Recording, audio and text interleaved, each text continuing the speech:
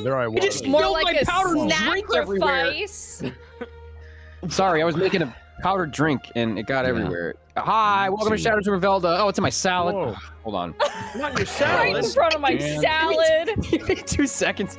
Guys, Can't believe It's I strangely beefed it in the first empty 5 in here. seconds. Lipstick in my white Valentino My white Valentino bag. White bag. so bad. Are we old? Oh, okay. Anyway, hi. We're young. We're young I and think we are, spry. man. I'm just gonna put my salad on top of the powder I'm mess not and old then deal for with that like later. another 2 months, okay? I'm I'm young. not Okay. old for another Unlike you 2 guys. I had to months. sit next to KG all day, where people go up to KG and be like, "Oh, I'm so bad to be in my 30s," and KG's just like, "Nah, fuck that. Your 30s are fucking awesome, man. Your 30s That's are true. great. They're the That's best true. time." It's true.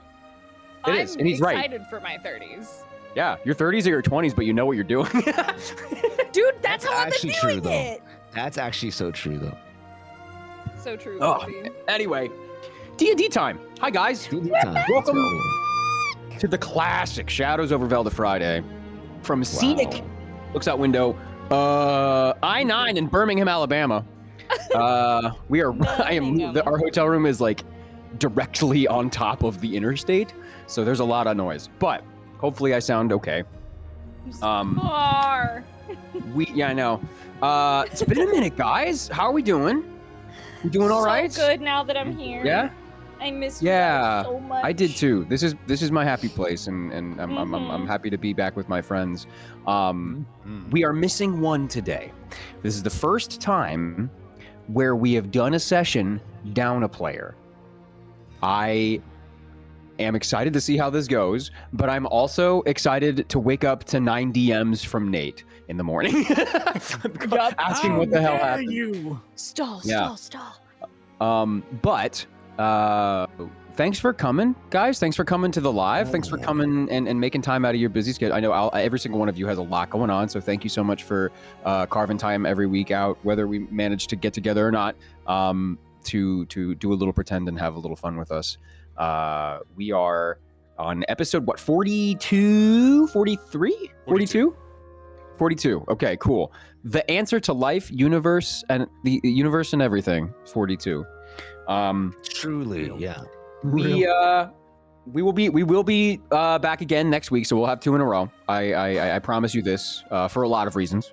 Yes. Whether or not we are down a player, we will be doing another session next week, so get excited for that. And we usually start our D&D nights with a little bit of speculative role play, with a little bit of an icebreaker question that tells us a little bit more about our players or their characters without giving the whole game away. Yeah. So tonight's special question is it's not salient to the plot or anything like that. There's nothing crazy going on. This is one that I've had in my list for a while. We just haven't touched on. So here it goes. High school AU. What club is your character in? I can probably guess, but I want to hear it from the mouths of babes. Yeah? What club is your character in? Let's go. Let's start with Silent Beak. Ben, what club would Silent Beak be in? High school AU. Anime club. No, I'm just kidding.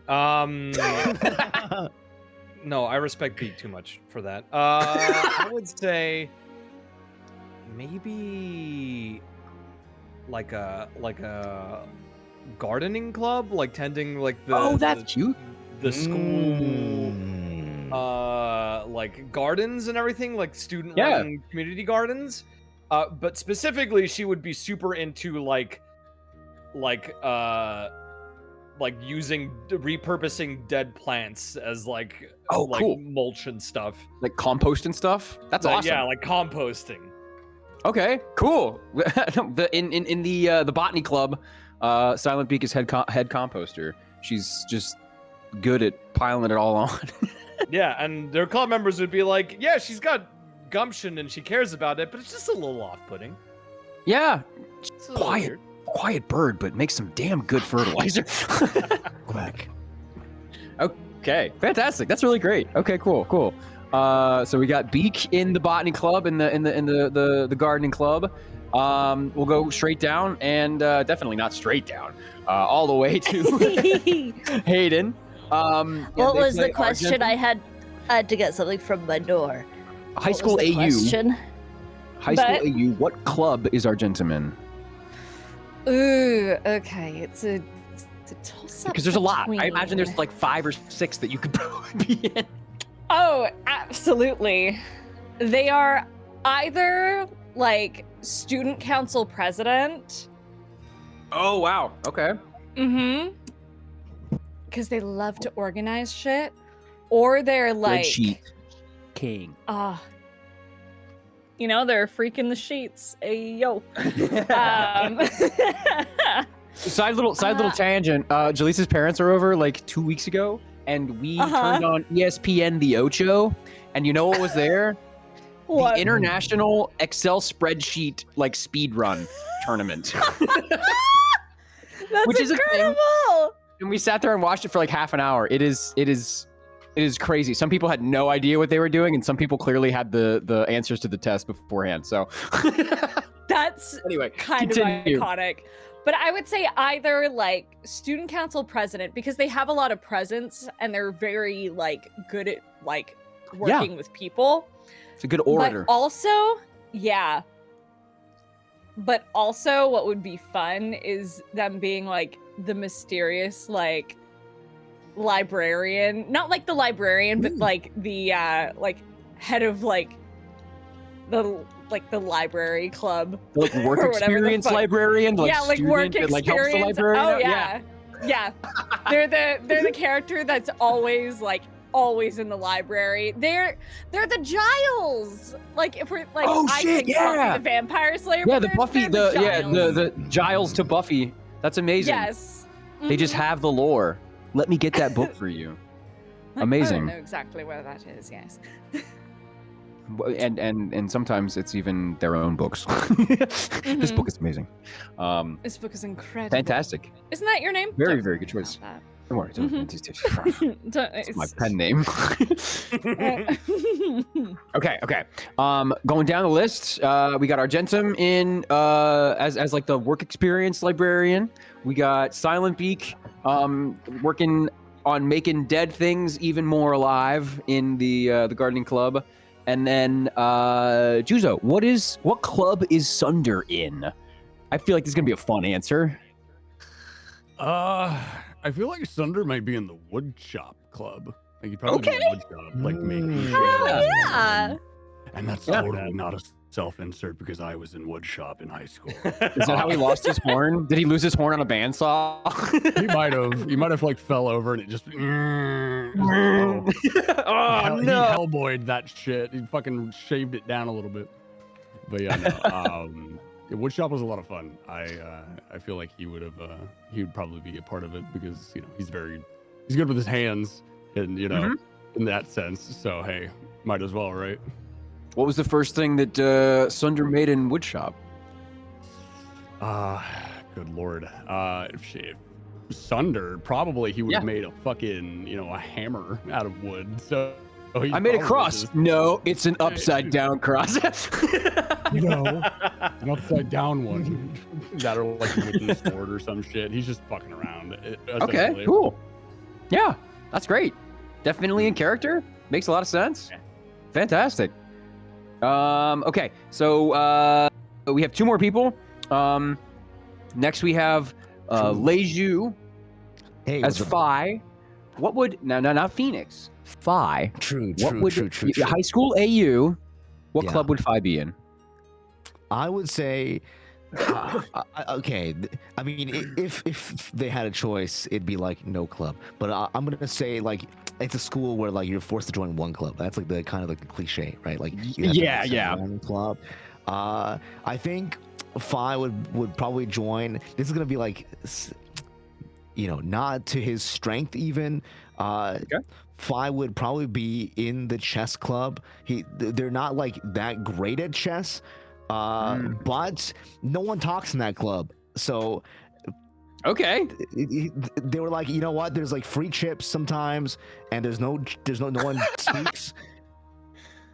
There's free chips. And Sometimes all I gotta do is hit the turn buzzer, and that's it. Yeah, and then you move a piece, and then you hit the turn buzzer, and that's that. But I also like to think, since Fi is kind of a pushover, he'd like maybe someone would rope him in to like some sports ball club, maybe like basketball, and he doesn't like run very much. He just stands like on the other side of the court and shoots threes from like the other side. No, that's what I was gonna say. I like the idea of Fi not knowing how to play any sort of sports ball, but just being like super gifted at shooting threes, and he just stays in one position, and people are just like, just get the ball to Fi. Just get the ball to Fi.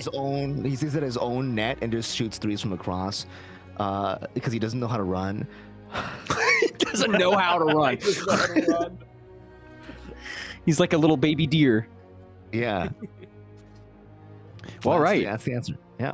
I like it. And specifically, when I ask you guys these questions, it's really nice to hear what your reasoning is as to why you picked that. I love getting a little bit more of your characters and learning a little bit more about how you see them versus how like the audience sees them, how I see them, how your players, the other players see them. It's nice getting that little window in there. So thank you. Yeah.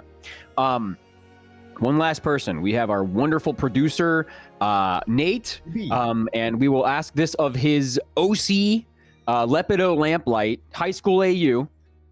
Okay. What club would Lepido be in? Lepido is a moth-born sort of shape changer character. I would definitely not pulling this from personal experience in high school, but definitely the theater class and stuff like that. Lepido would definitely be a thespian. He only recently found out he liked guys. But no, stagehand probably. Definitely likes working on the background and getting things set up more so than performing himself, and making sure that looks nice for everyone else. Cool. Awesome. Well, great answers. I think by your powers combined, you guys may never see each other. Amazing. Okay. Let's kind of settle back in and pick up where we left off. I'll take you guys through the last like maybe half a day of your journey. You guys are pretty deep in the Underdark.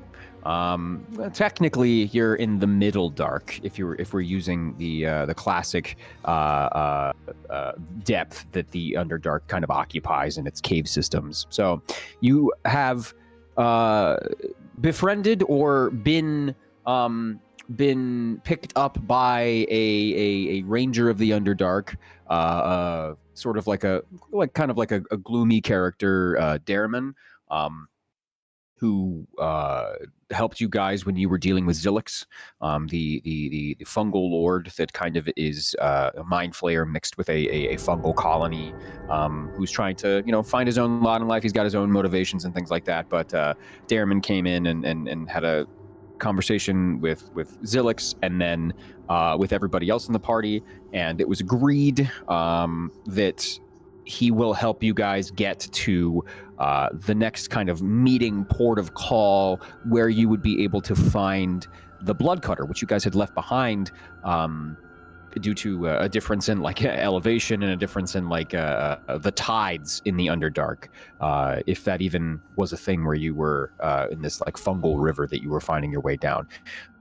Long story short, as you guys forded your way through the Underdark, you ran into deep gnomes. You ran into Dwergar that were trying to enslave and kind of run a little bit of a shifty business in the Underdark, as the Dwergar are wont to do. Darman struck an agreement on your behalf after consulting with a few party members and getting everybody's like wants and desires heard. The agreement with the Dwergar was that they would take you to Lumadeep Lighthouse, which is the lighthouse that is the one point in this vast lake of the Middle Dark that you guys are in, this like small interior ocean that you guys are, or this interior sea that you guys are on top of. You were on this Dwergar pontoon ship After a few hours, Derriman gave you guys a signal, and he had let you know before you got on the ship that he plans to kill these Dwergar, as they are, slavers. They are not very good people, but you fought the Dwergar. You were able to kick a few off the ship, and then when you did, you realized that there is something else in this undersea, right? There's something else living down deep in this inky black mess of water that you guys are coasting along. A underdark kraken.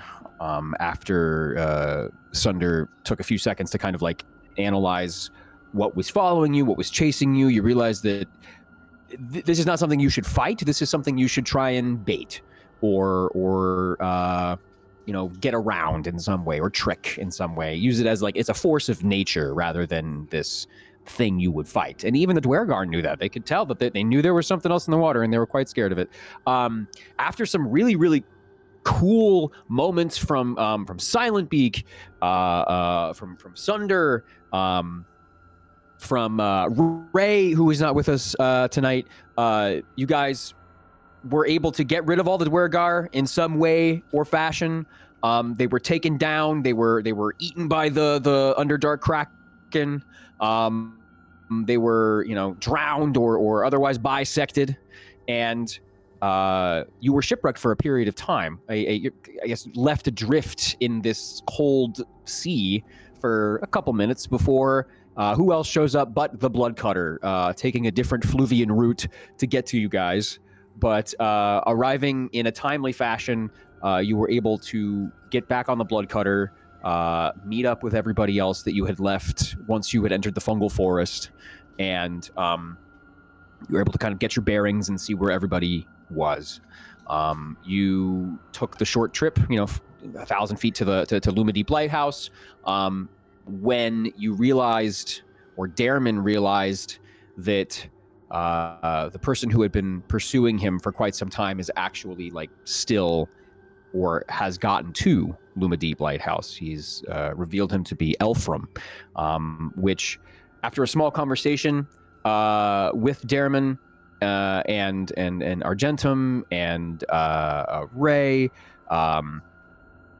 there is something unseen here at Lumadeep Lighthouse. Despite how radiant the mist flower at the top is and how much light it's been spitting out into the sea and the surrounding areas, there was something unseen here, and it took you guys going into the lighthouse to realize that Elfram was conjuring visions, was changing worlds, is moving things around, is making it so what you guys actually see is not quite what is really there. You saw Derriman talking to people that weren't existing or weren't there for you, and once you guys entered the lighthouse, does anybody want to take it from here?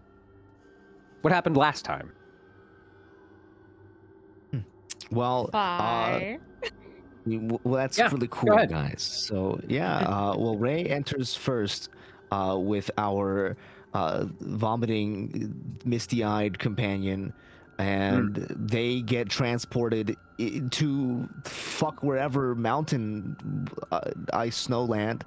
I don't actually remember the name of this mountain region. I'm so sorry, guys, off the top of my head. The top of the spine of Lolth. Yeah, okay. One of them, I just didn't know if there's a specific name for this specific, place that they were at. You're good. But they're trekking through the snow, and Fi decides, might as well go in after them, but Fi doesn't see any of that. It's just a normal place with normal peeps, and so he's walking through, and he sees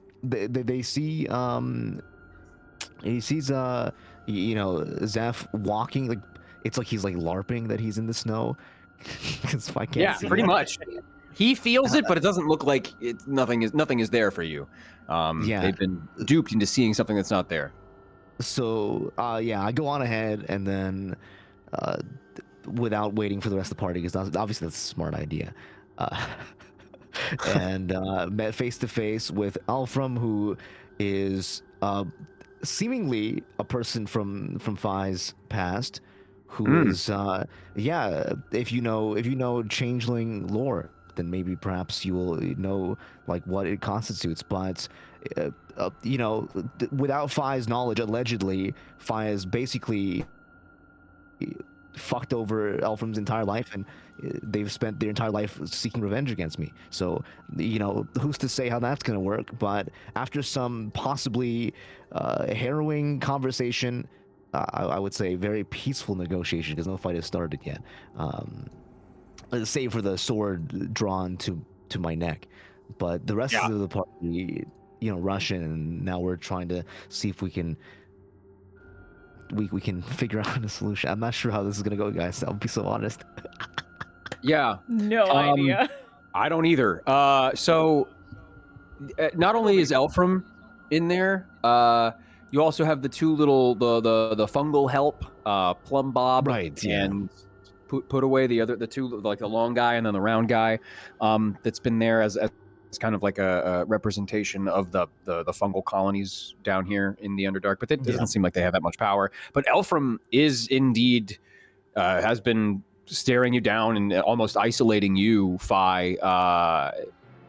And over the time that you've had a conversation with him, he has revealed that he has actually consumed one of the trappings of Lolth. So one of the great powers of this god that has been separated in 8 ways, the venom of deceit. And that has kind of given him these unexplained abilities to mystify and dupe people around him, and even speak with a little bit more. He can even speak with a little bit more authority and confidence. But Phi, you know that otherwise Elfram is just a guy. There's nothing really. Maybe he had studied a little bit, or but you're not really studied magic a little bit, but you're not really getting anything incredibly super powerful off of him. It just seems like this kid almost. It's like he found a gun, and he's just like, yeah, now I have a gun, and I'm able to manipulate the people around me with this, and kind of make them do what I need them to do, or make them think what I want them to think. That said, for the sake of brevity, Darman and Ray are entranced right now. They have been successfully both of them failed their checks. They have been successfully their minds have been taken to another place. And this is not exclusively because Ray is gone. This happened last time. Ray feels as though he's on top of a very sacred place for those who worship Lolth, and Darman is also kind of waiting there in veneration. Argentum, you walk in and you were unaffected by any of this stuff. Same with Silent Beak. She's been unaffected by all this stuff. Sunder, you as well. You see 2 of your friends in the middle of this room, this kind of like long room, and as you are in the center, there is this rectangular pit of like fire, that's like a hearth almost. Everybody's kind of gathered around that, but Elfram specifically has walked up to Phi with the blade at his neck, and says, "What do you remember?" Oh boy. DM, I'm gonna have to like roll for this, DM. I don't know what I. Yeah, you are. At this point, I'm not sure exactly. After giving up some things, and been trying to just remember my own fucking party for the past session. Make a history check. Sure. Yeah. And Argentum, I need you. I need you to make an intelligence saving. Let me see. Hold on. Yes, an intelligence saving throw. Oh no! Why? Oh no! But you're good at these, so it's fine. I got an 11. 11. You fucking Saving you jinxed the save was 10. You're good. The save was 10. You're fine. Oh, thank God. But 5. you feel like it's not painful, but it's uncomfortable. You feel like somebody is pulling on the back of like your ocular nerve, and it's like, oh my God, hello. And you hear Praetori speak to you through all of this, conversation. The conversation that Elfram and Phi are having kind of fades into the background, and everything else gets a little bit fuzzy for a second. Even your vision starts to blur a little bit as Praetori. Argentum, I found it. Found what? I know. You are missing. You're missing. We are missing a name. Yes. But you have. Yes, I know. You've told me he was the inspirations for your writing. Yes. There's one thing you haven't forgotten, Argentum. Your stories. I will look through your stories in your mind. Some of it may be painful. Some of it euphoric. But I will do my best to rifle through your expertly filed, engrammatic mess. Try to find where you are missing. I will read your stories. We have to.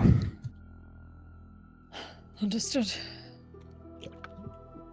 Thank you. I will help as much as I am able.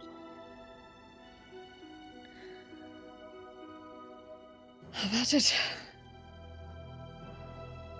And the pulling is like it's still there. It's like a steady rhythmic tug at the back of your eye that begins to fade as you hear a very soft, long sigh.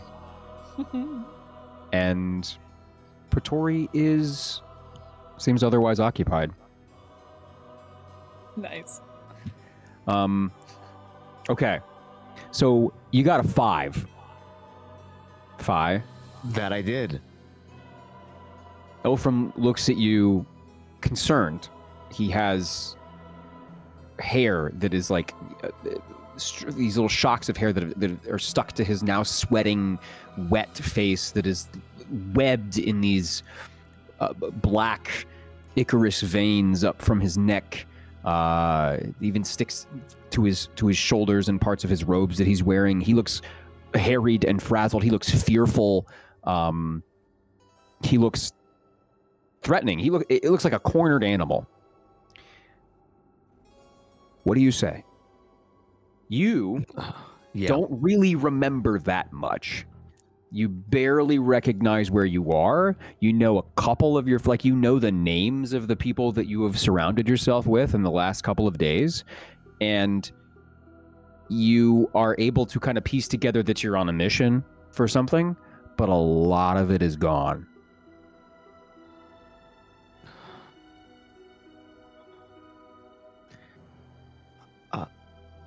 And Phi will try to speak, but I don't think, it seems like they don't really know where to even begin.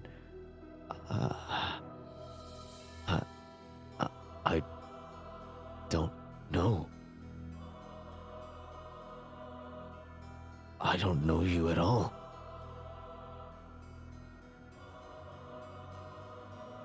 You lie. And he raises the sword.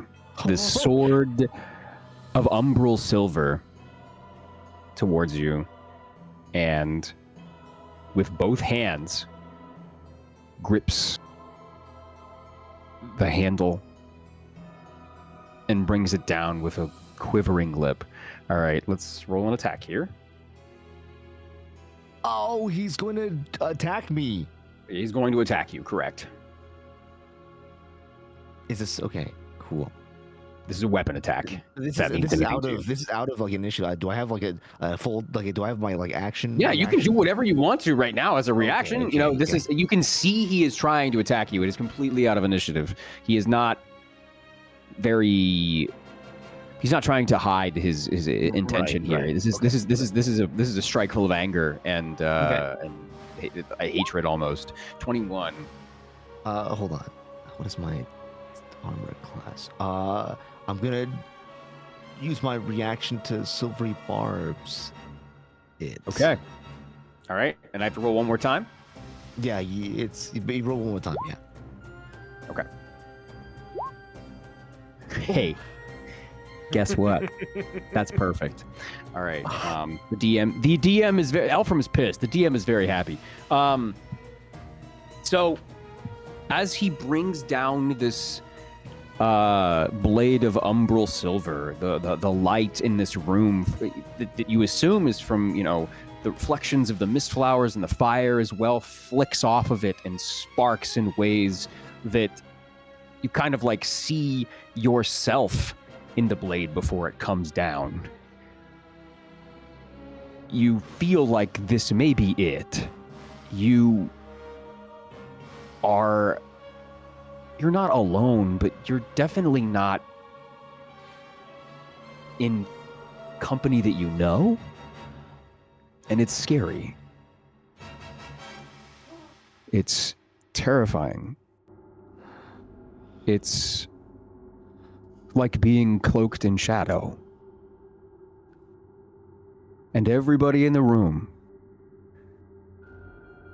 right before the blade makes contact with in a almost haymaker of swordsmanship with the temple of Phi's skull, you see a bright mote of light that intercepts the blade before it makes contact. What the fuck? Oh shit. It connects and it holds power as Elfram tries to bring it down on top of you, pushing through whatever is deflecting deflecting this attack. And let's see, hold on. So you will hear it. Phi. No, everybody in the room that's not so Ray won't hear it and Darriman won't hear it. I guess the fungal guys won't hear it either. But you hear an unrecognizable voice, but a voice that is powerful, that, you know, has a similar cadence to maybe something you've heard before, but you hear, What? He is not my son, but he's my pupil. Oh my god, he's here. He's here! Papa! and with as much force as Elfram brought the sword down on you, it flies over, skids to the ground to the left of Sunder, and up against the stairs that lead to the next floor. And this mote of light hovers before you and fades into the ground. What? Argentum? Can you make a... Yeah. Argentum and Silent Beak, can you both make a perception check for me? You fucking got it, bro. Hey, y'all. Sure thing. That's 24. Oh my an God, okay. 18. Both of you guys see...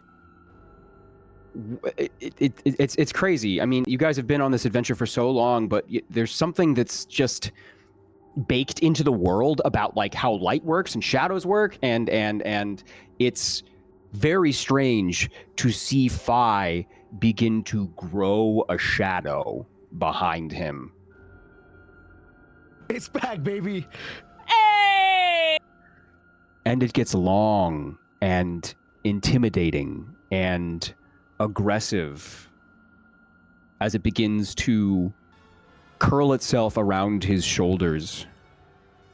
And almost like a clawed hand comes down on your left shoulder, Phi. Right. And you hear, just you hear, I found this, and I knew it was yours. I also bring you gifts from the Fae. and it's this. You can probably tell this is Ipswich, but it sounds,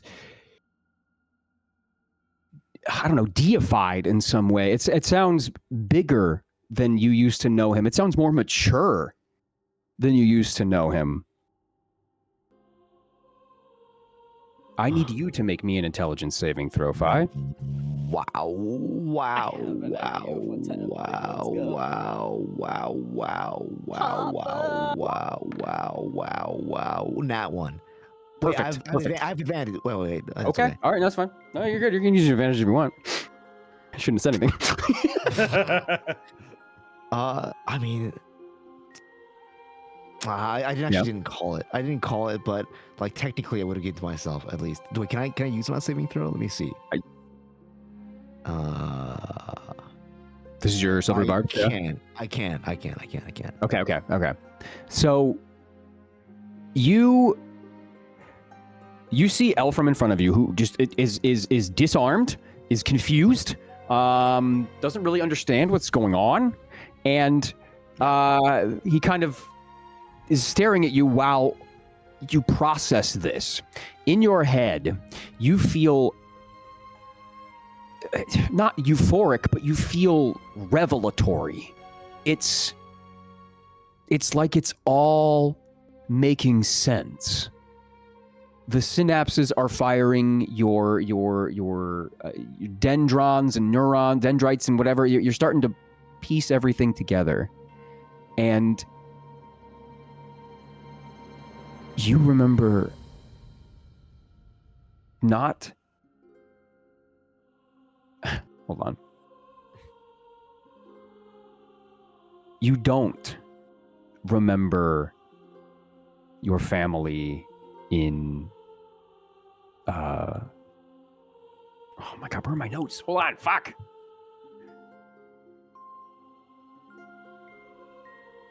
With the notes. I know, right? I have too many. Hit him with it. Is that not it? Okay. With Reginald? There you go. No, I got it. You don't remember your family in Ringnelv. You don't remember your father, who died when you were young. You don't remember your mother, who took her own life. You don't remember any part of you living as a human. You instead are torn through kaleidoscope-colored sunsets. You rip through trees with more leaves than you can count. You see rolling hills of grasses that appear like a rainbow against the skyline. And you remember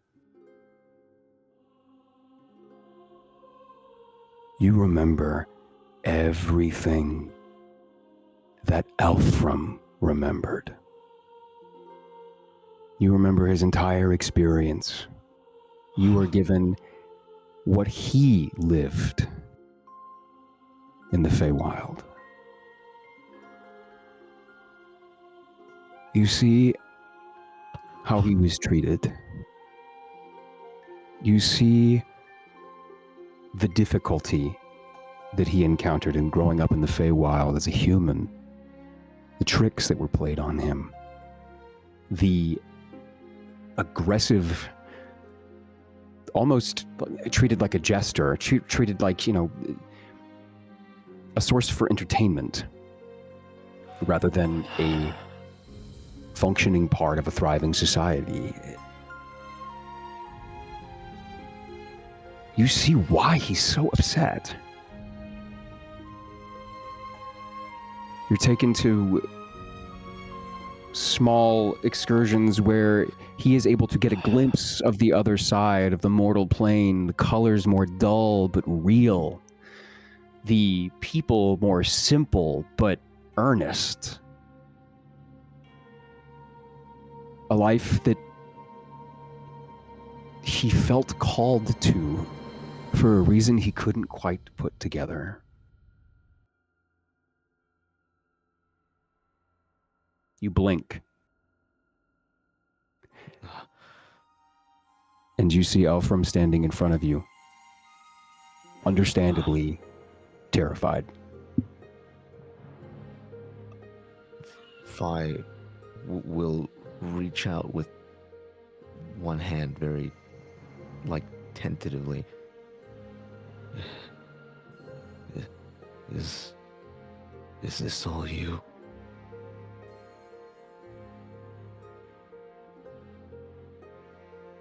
Is this what you are?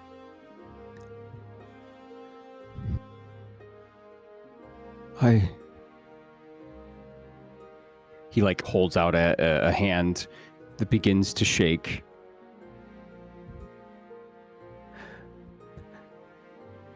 I don't know anymore. I don't know anymore. I don't know what...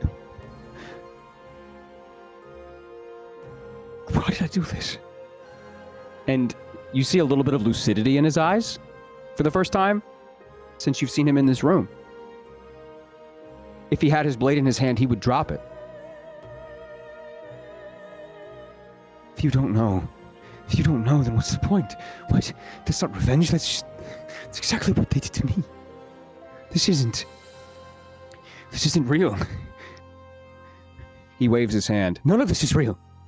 And you see this shimmer, this small, glamorous layer of the Luma Deep lighthouse interior begin to peel away. There it is again, that's a word, peel away.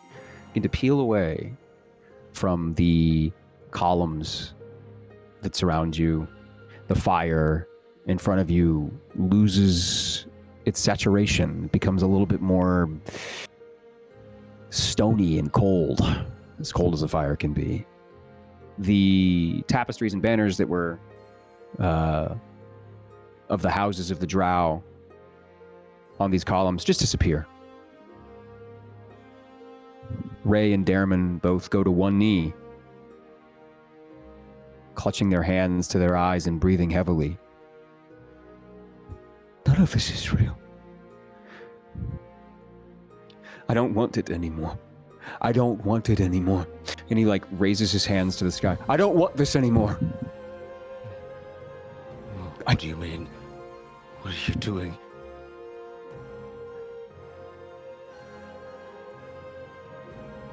I don't want this revenge anymore. It's pointless.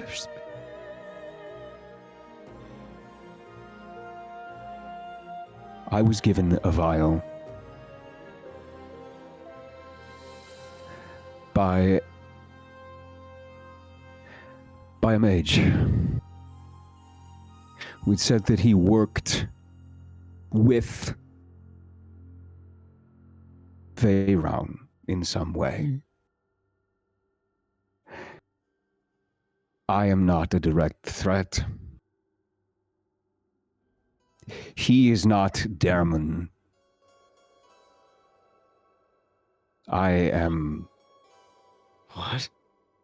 What? I'm done. I want it gone. And he's like scratching at his veins and his arm, trying to take out the venom of deceit in some way. He goes to the stairway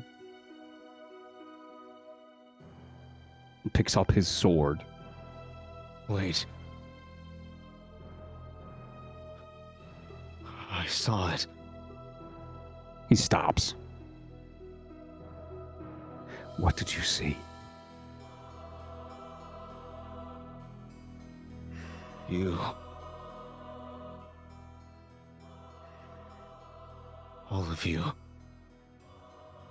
I don't even see me. Don't put me through this again. What did you see? Changeling.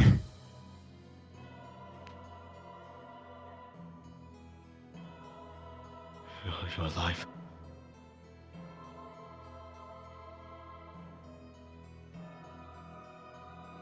My life. It was not good. In the Feywild, you saw. It was You given saw it to all. me. It was How? given to me. How? Who? What I happened don't by that know. light? I don't know who it was.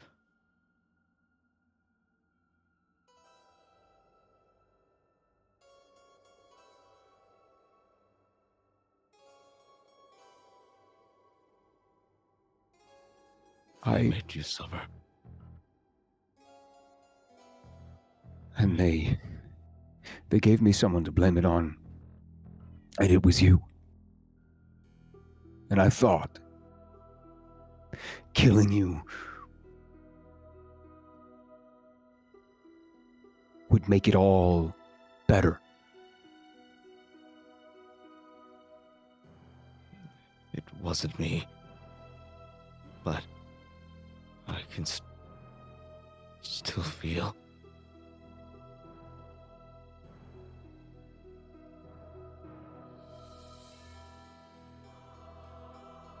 Who did this to you?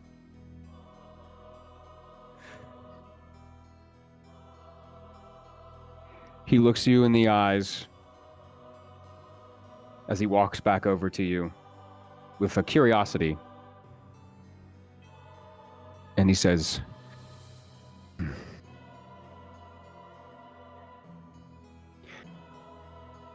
It was a mage.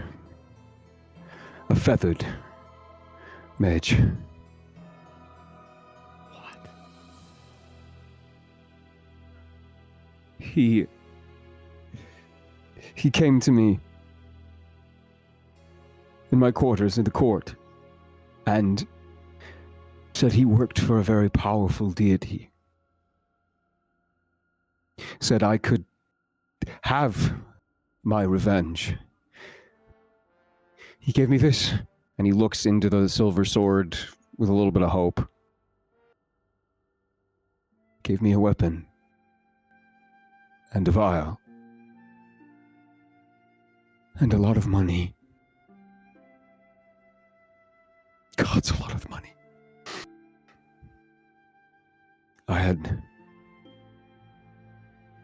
I was this close to saying no. But my curiosity was too much. My damned human curiosity was... He tore me away from the court. Purchased me from my parents. And I quickly had an audience with him. And Lord Veyron. I consumed what I now know to be the venom of deceit. I was just told to drink it. And he gestures to Plum Bob and Put Away, the two fungal help that are there. They saw me to the Underdark. And for the last 2 weeks, I have been tracking him. He gestures over to who you guys know as Darman. Why?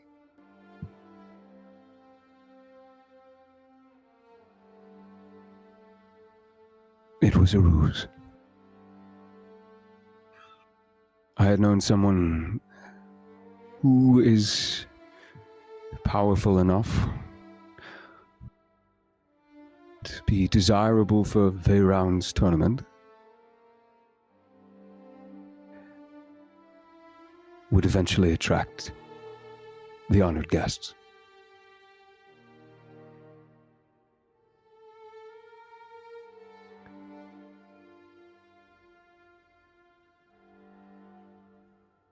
And now I'm here. And I very much would like to speak to a feathered mage. Because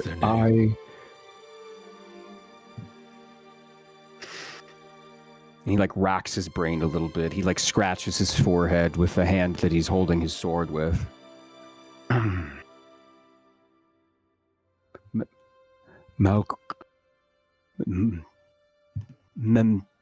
Mendel. Plus this fluid that courses through me. I feel addled.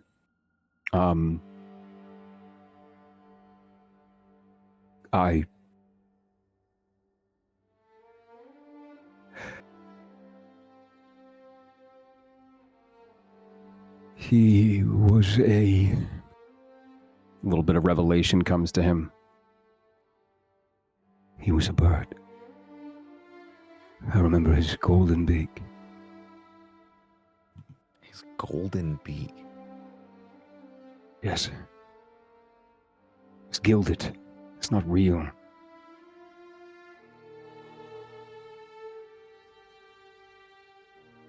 He carried with him a book.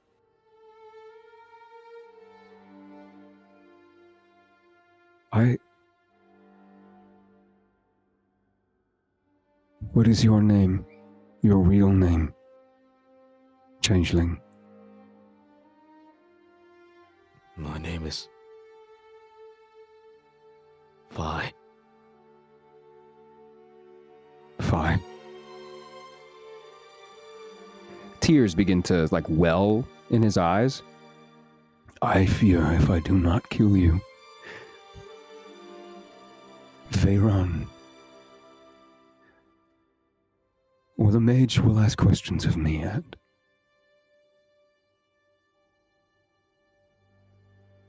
I don't know what to do. No, this may be overstepping. But we are, as you know, against Veyron. You could always come with us. There is room on our ship. I would be a beacon. He would know where you are at all times, unless there is a way to purge this toxin from me.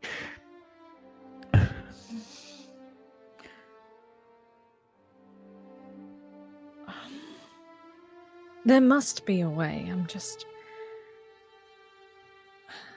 It's been in you too long to just throw it up now, and it being magical, that wouldn't work. I can do some research. You would help me? I would, yes.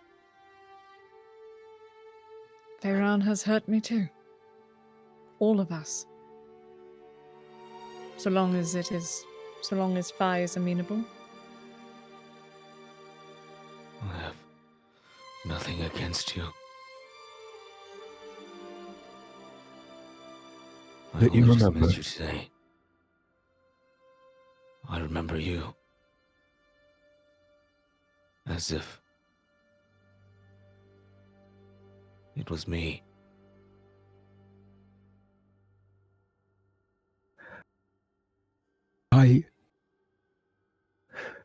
I don't want you to remember me. I want you to remember what I had, who I had, what happened to my father.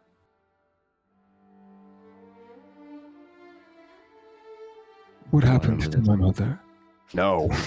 No. I don't remember. Then as long as you do not remember, I cannot be sure you are even Fi to begin with. Killing an innocent person would be...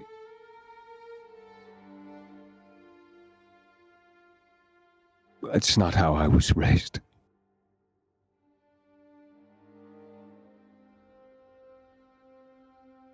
I have to pee really bad, so I'm gonna go pee real quick. Pee break! Oh I'll my be right back. god. Go piss, girl.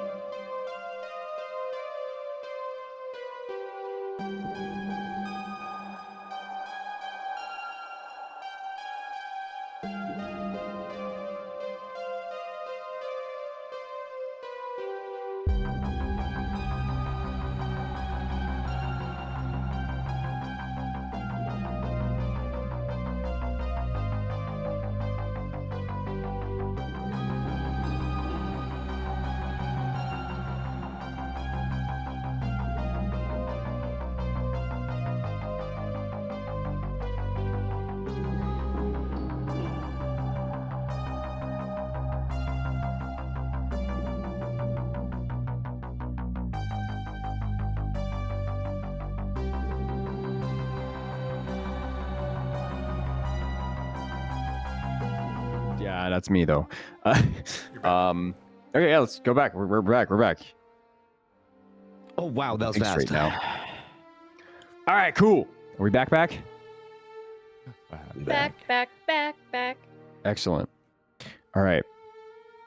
So, Elfram has like this like wet rat look on him at this point now. After getting so worked up, and then gutted by the fact that it's not even worth it to kill you, because you don't remember anyway. There is no vengeance.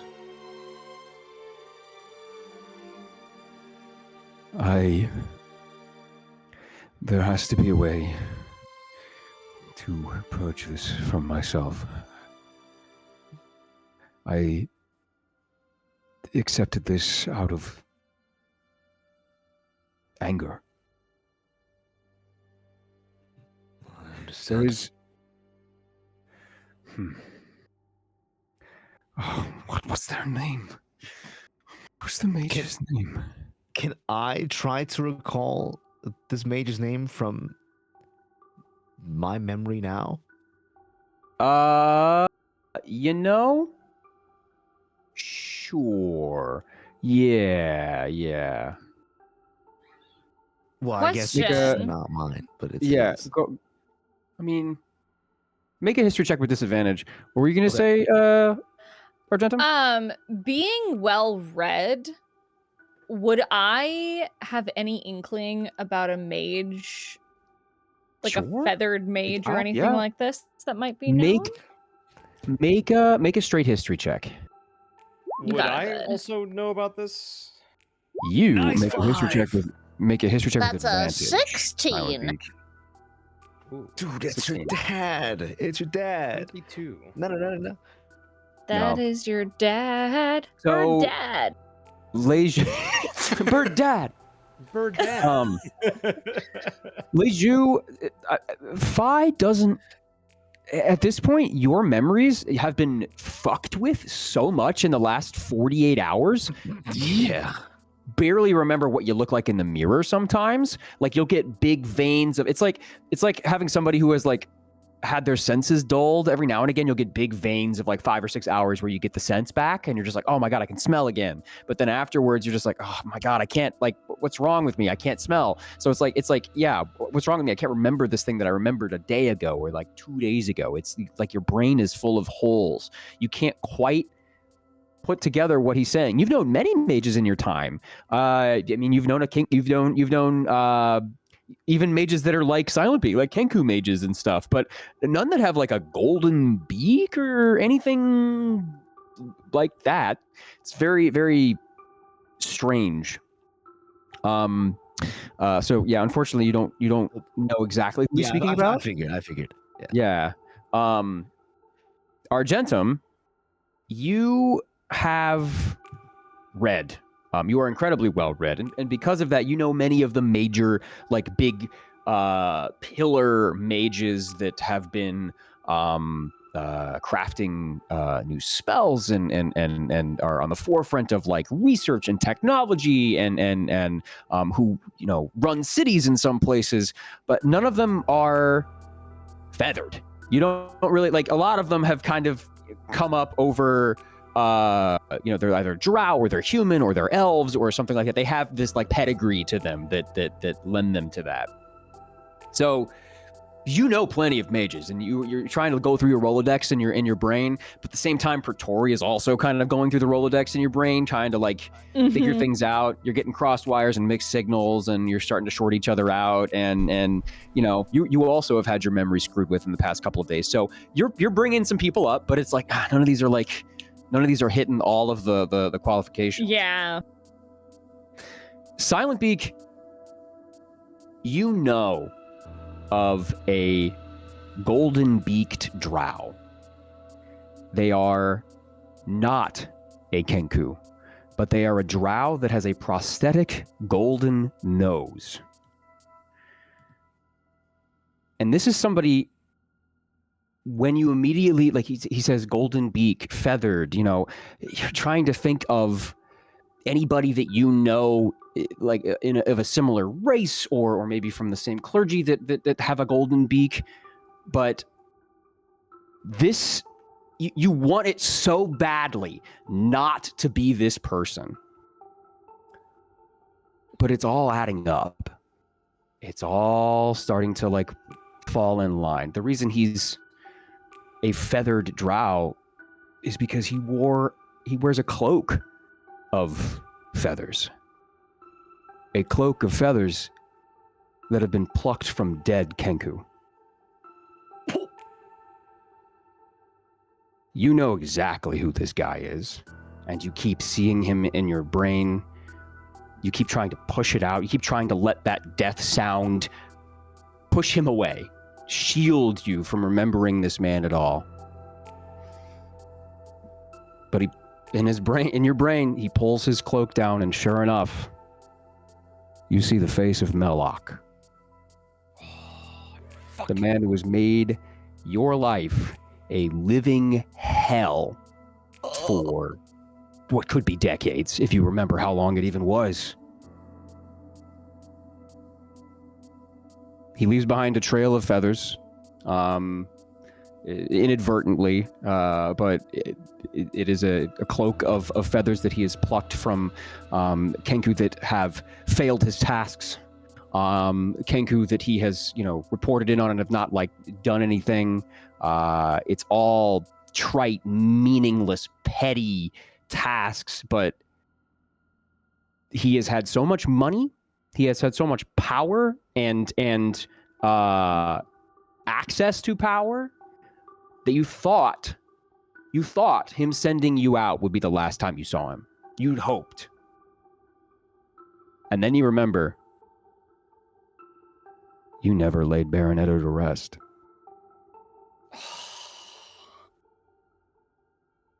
Fuck. All right. What? Beak is gonna have this visible look of just recognition and just it's a mix of just rage and desperation starts to form in her eyes. She's scrunching up her fists as hard as possible. Veins are starting to come out of popping out of her hands. She is just livid that this she's remembered this guy. God. Yeah.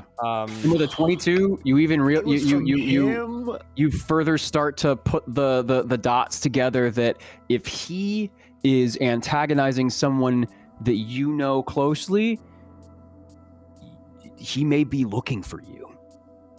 It was from him? Oh my god. It's cooked. Oh, no. Chad, it's cooked. So Beak will take a second to compose herself. She'll put her hand on her face and breathe a few times, and then will carefully write down on her tablet in a very practiced hand. Like, you've never seen her write this, like, cleanly before. And it simply says, I know who has done this.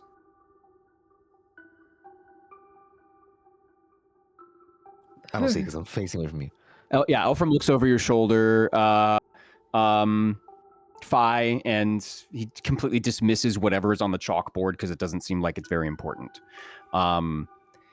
Does anyone read the chalkboard? Yeah, fucking course I do. Okay, cool. I gotta be there for my girl. Hell yeah.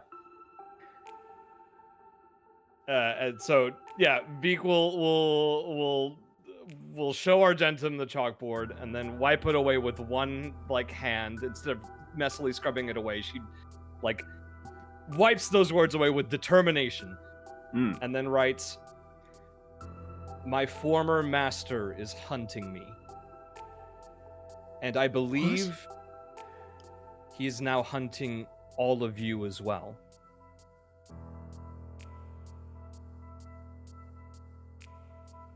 What is his name? She closes her eyes, kind of like to steel herself, Yeah. and then wipes away the chalkboard and writes 2 words. Valus Meloc. VALUS MELOC. Yeah, I'll put that in the general chat too. And then she starts writing up a storm. And she writes, I had initially feared him. I was terrified of his retribution. I had to complete my task no matter what. But traveling with you all has endowed me with newfound perspective. And I wish to hunt him down and kill him. Okay. I think that is something we can do. She nods, and then she wipes away, and then she writes more. He is taking the initiative, it seems.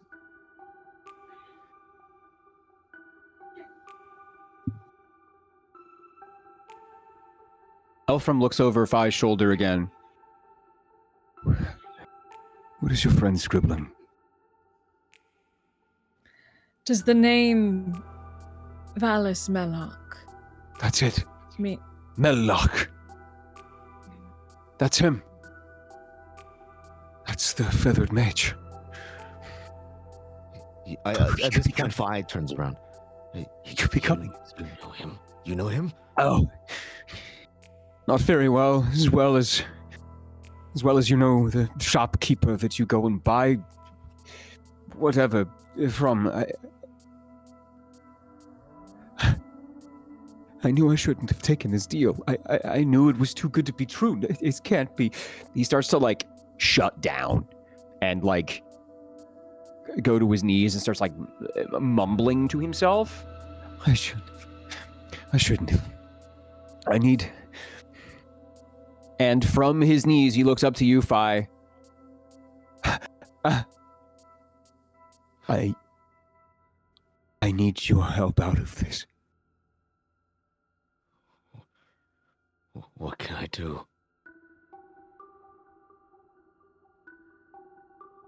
We're gonna have to figure that out. For what it's worth, and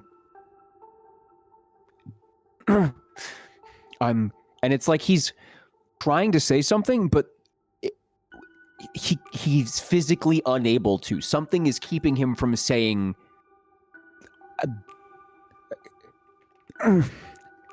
Agnasia. Toxin.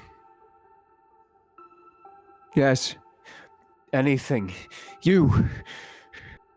Black blood. Is there anything you can do? Argentum's going to create a mind link with him because it's almost like he can't say anything. So it's like, Yeah. Maybe you can think it. So he will hear in his mind. Take a deep breath. I'm sorry. What is it? that you That's need it. to tell us? I'm sorry. I can't say it. I don't know why.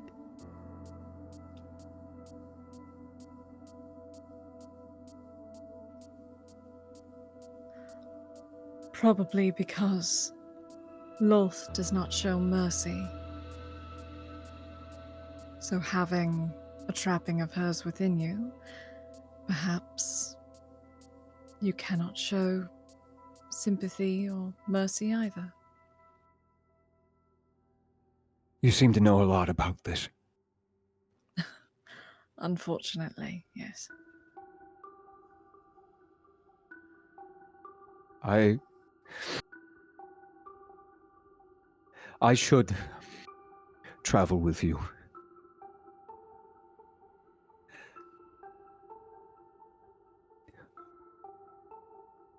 I should travel with you, yes. I agree.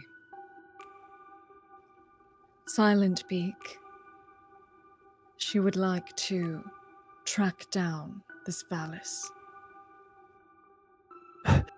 So, we will be able to fix things. Or I hope we will. At least get revenge for all this. Perhaps No. get some answers. No more revenge. Justice. Justice. Justice. We will get justice and answers. Yes. I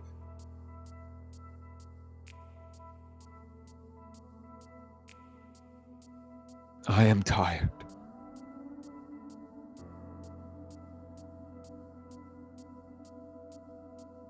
He kind of lazily finds a seat in the lighthouse on the first floor that you guys are in, and sits down and then leans over his sword with his head on the pommel of it, just kind of like contemplating, trying to like tamp down. You see him like trying to tamp down urges to do something, like they're trying to like make him get up or make him like hold his sword or make him scream. Like he's actively trying to stop things from being like vomited out, right? I can control this. I will not let her live in me.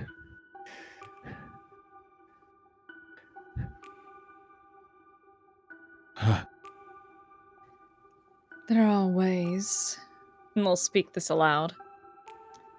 There are ways to counteract Lolth's influence. Have you done this before? Unfortunately. How? Except I Tell me. had a mind flayer mushroom pull it out of my mind, which was not exactly pleasant. So, in your case, living justly, being honorable, showing genuine kindness, caring about more than just yourself.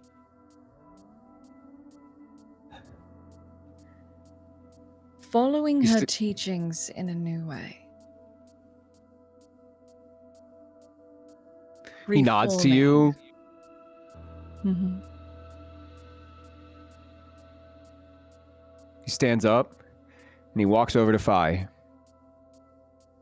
And trepidatiously, his whole body is shaking and fighting all of what he's doing right now. I'm going to make a few behind the table rolls here really quick. Ooh. Yeah, Can go I ahead. give him guidance? Absolutely, yeah, sure. Okay. Like Cool. Beak will sense that he's like actively trying to fight this thing. He is. And Is it 1d4? Yes. Okay, cool. Excellent. And she will gently touch his hand in like a reassuring way, and will hold up her slate where she has written, "You need to focus." Elfram looks at you, follows your eyes for a second, looks at the sheet, or looks at the chalkboard, and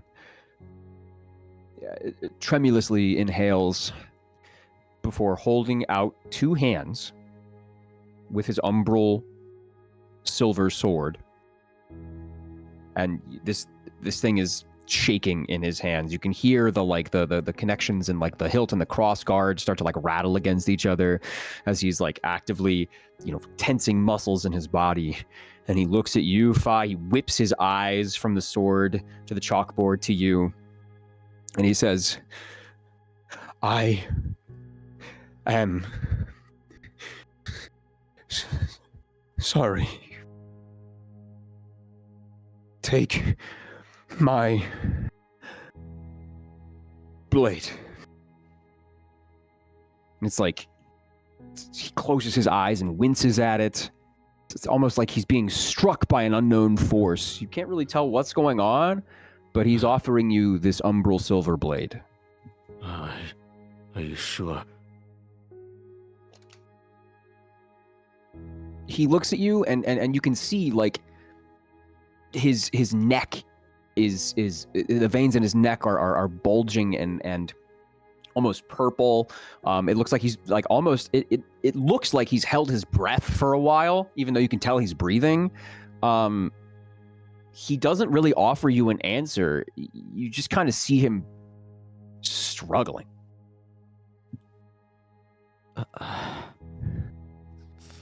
I will look at him and then look down at his own hand and then shakily walk towards the blade. Where is the blade? That's about like 5 feet in front of you. He's kind of offering it in both hands, lengthwise.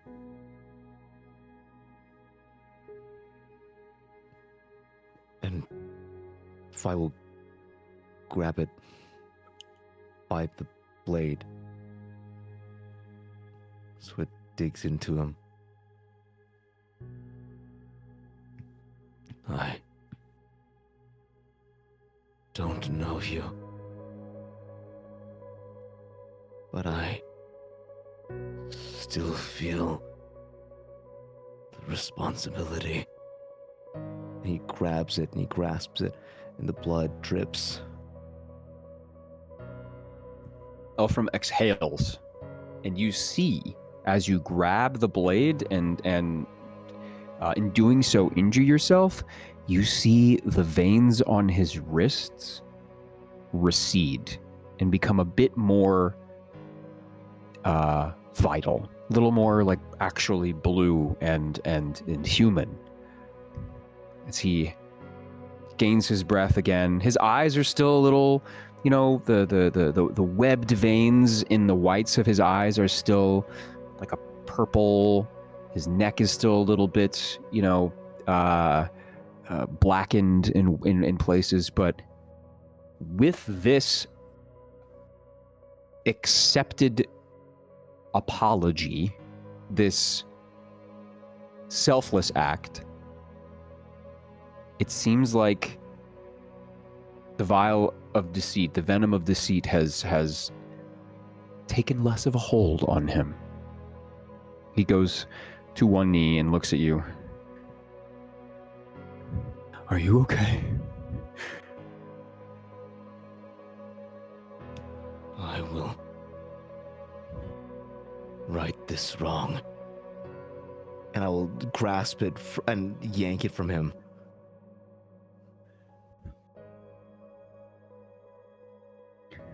He looks up to you. And he reaches out a hand to almost dap you up, but he needs help up. I will take the blade in my hand and then switch the blade to the other hand, so I'm holding it by the handle. And then with the bloody hand, I reach out to him. My hand is shaking. He takes it and pulls himself up from the ground. And he pulls himself close to you enough to whisper in your ear and says, "Justice. Thank you." Justice.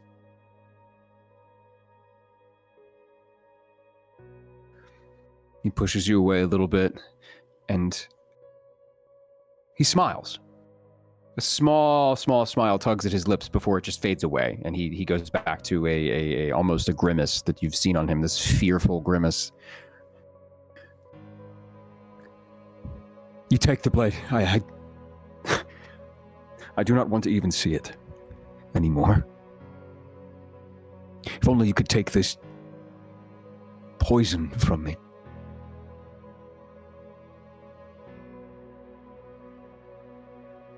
I don't know how, but perhaps it is possible.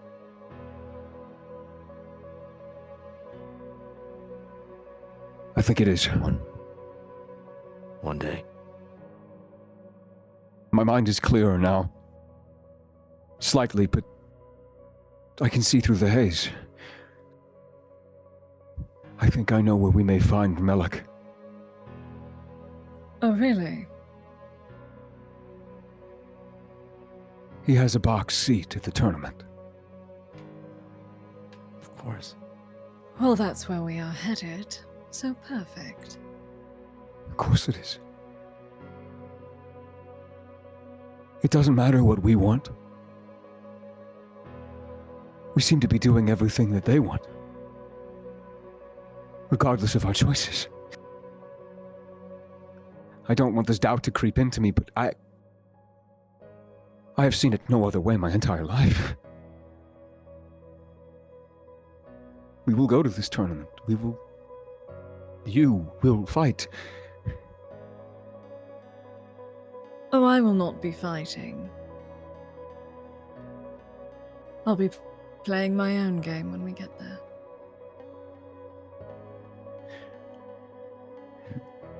Yes. We can make our own choices. It is not preordained.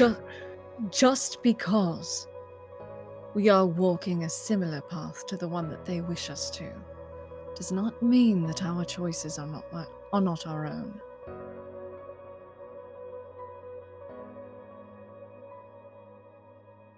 The paths we walk just happen to be parallel to one another right now.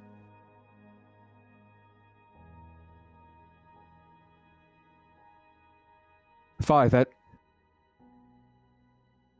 glimmer of light.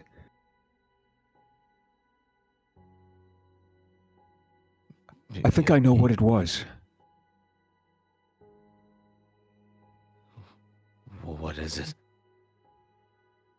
It is something that has affected every single person at some point in their life.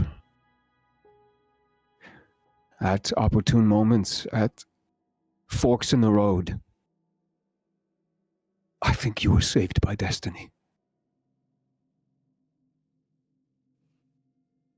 Is destiny a living thing?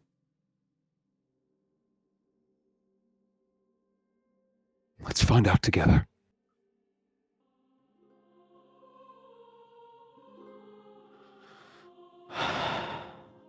And I will tuck the blade against his belt and nod. It is a good sword.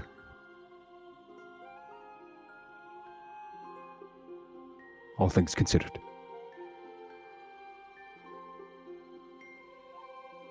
Now, I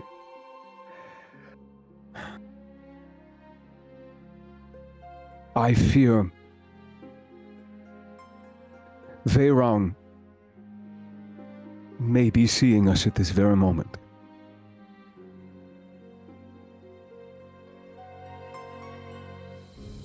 And I think it is for the safety of everyone that I stay hidden. locked away until we can figure out how to purge whatever this is inside of me, whatever deal I made, whatever I imbibed, this webbing that slakes my throat.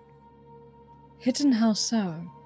Just away from everyone during discussions and such? In a dark room. Blinded, deafened. Certainly.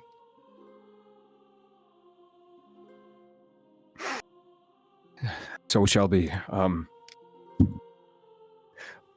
He waves his hand and says, Plum Bob, put away. Can you maintain this lighthouse in our absence?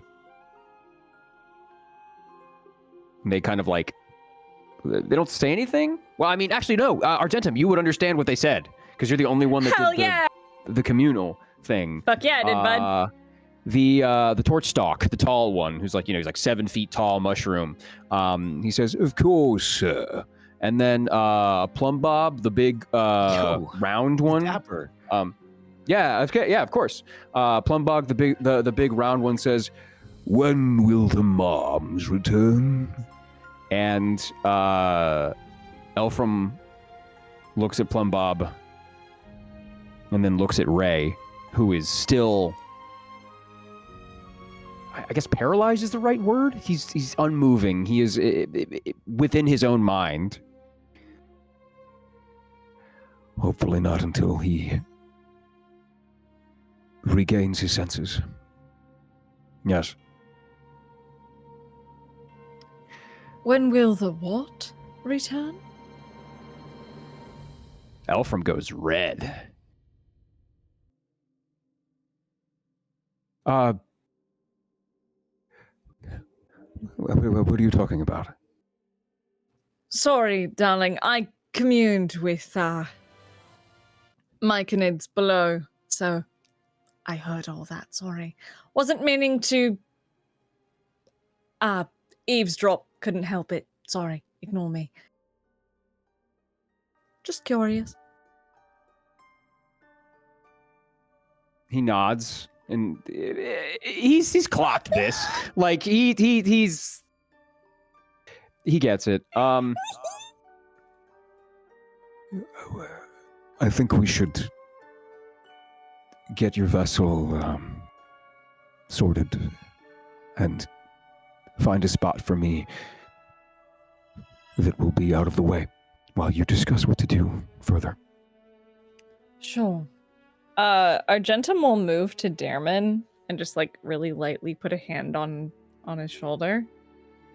He's breathing very deep and rhythmically, almost like catatonic, on his knees with his hands over his eyes.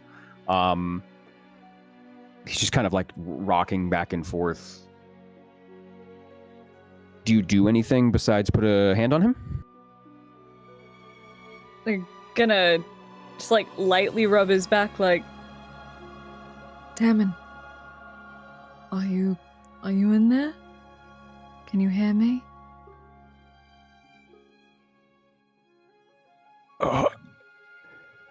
Gentle. He says with Yes, like a heaved breath. It is me.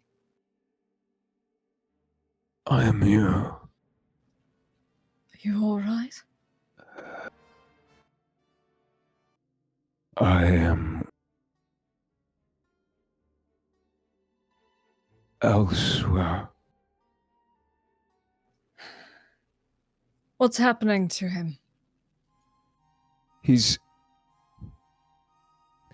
stuck with his friend, the blindfolded one. They're in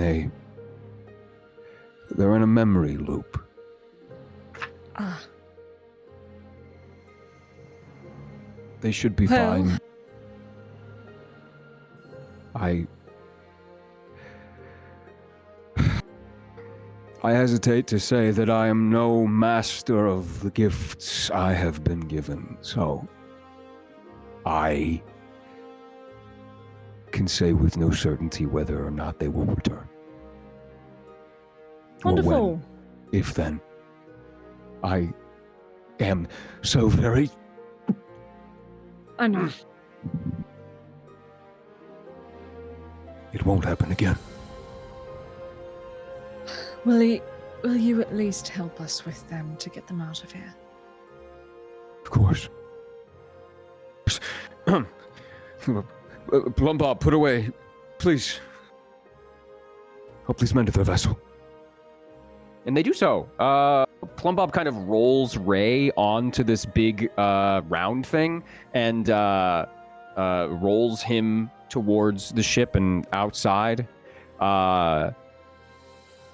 Put away takes Derriman kind of like by the scruff of his neck like a cat and pulls him. He isn't able to like lift him up. He just kind of drags him outside. But to the vessel, and Ray and Derriman have vacated the area, and Elfram begins to follow them out. Slowly he begins to sulk on the way to the Blood Cutter. I will say that everybody on the Blood Cutter will have no idea who these guys are, besides the fact that they're dragging these guys back. But the door opens. Does anybody look outside? Uh-huh. Okay. Yeah. My boys? All you guys see the boys, Derriman and Ray, being dragged over to the Blood Cutter. A couple of scratched heads on the vessel, but any sort of signal, they're like, what do we do? You see a couple people on the deck start to shrug and like knock arrows.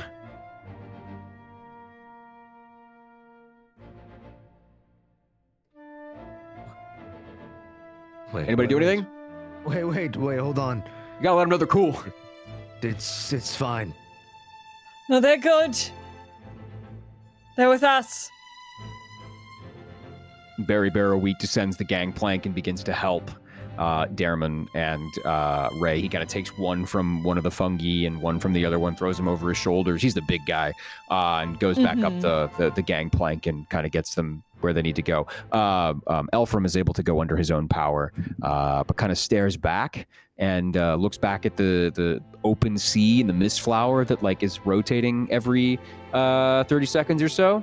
And you see, coming at speed, relatively quickly, a smaller vessel with two figures on it about 700 feet out. And then Elfram immediately sees that and runs into the ship. Can I make out like the builds of these figures, or? Yeah, of course. I'll have you make a perception check, or no, investigation check. Make an investigation check. Okay. That's a 24. Oh my god. Yeah, it's two drow women.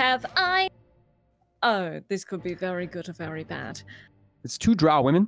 They look, let's see. Yeah, they look about the same age as you, Argentum, physically at least. One of them has a hood up. The other one is hood down, silver hair kind of whipping in the breeze. They are being propelled by some sort of magical source that is on their small skiff as they cut through the wake a little bit. And they look armed. But the one who is on the ship, like not like looking out over the bow, the one who is like on the actual skiff, looks a little injured. And it seems like that may be why they are making such haste. Anything anybody'd like to do?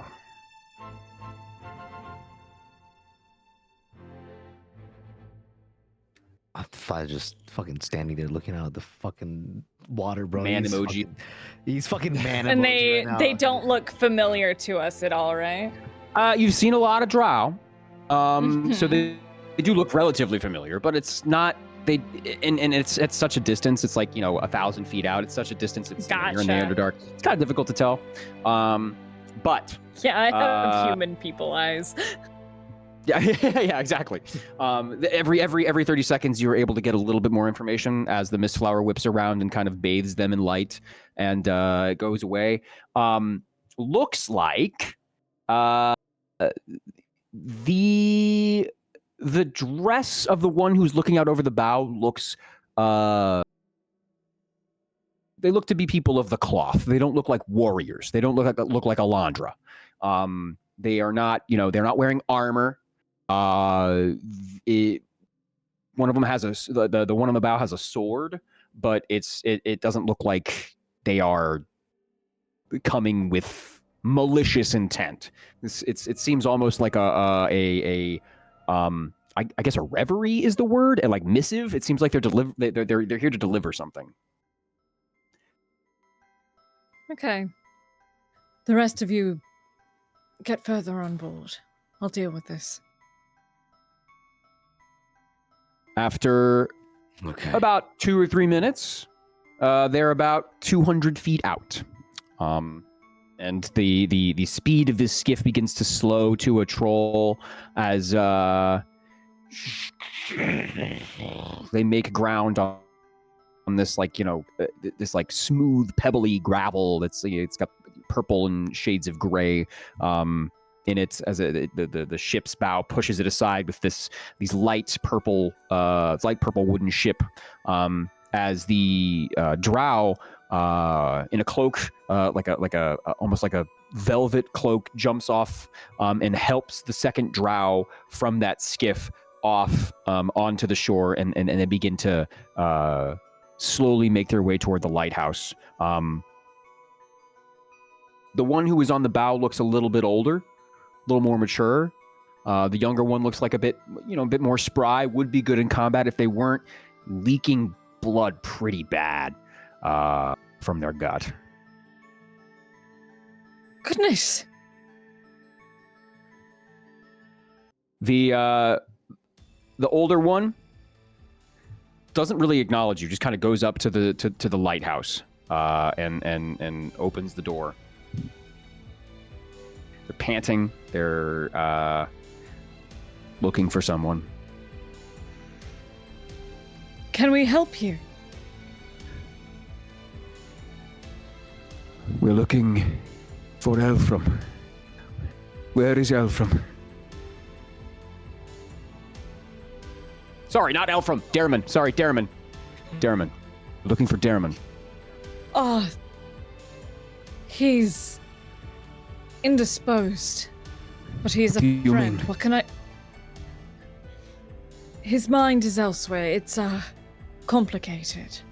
I am Phaestra. This is my sister Nedana. We have come from the demon web pits. Give me just a Or moment. at least, All right? I don't know if we have that. I am out of resources. I cannot heal my sister. She needs traditional medicine. Or Silent Beak? Beak was on her way onto the ship, but then she'll hear Argentum call and hurriedly go to their side. Do you have any healing left, darling?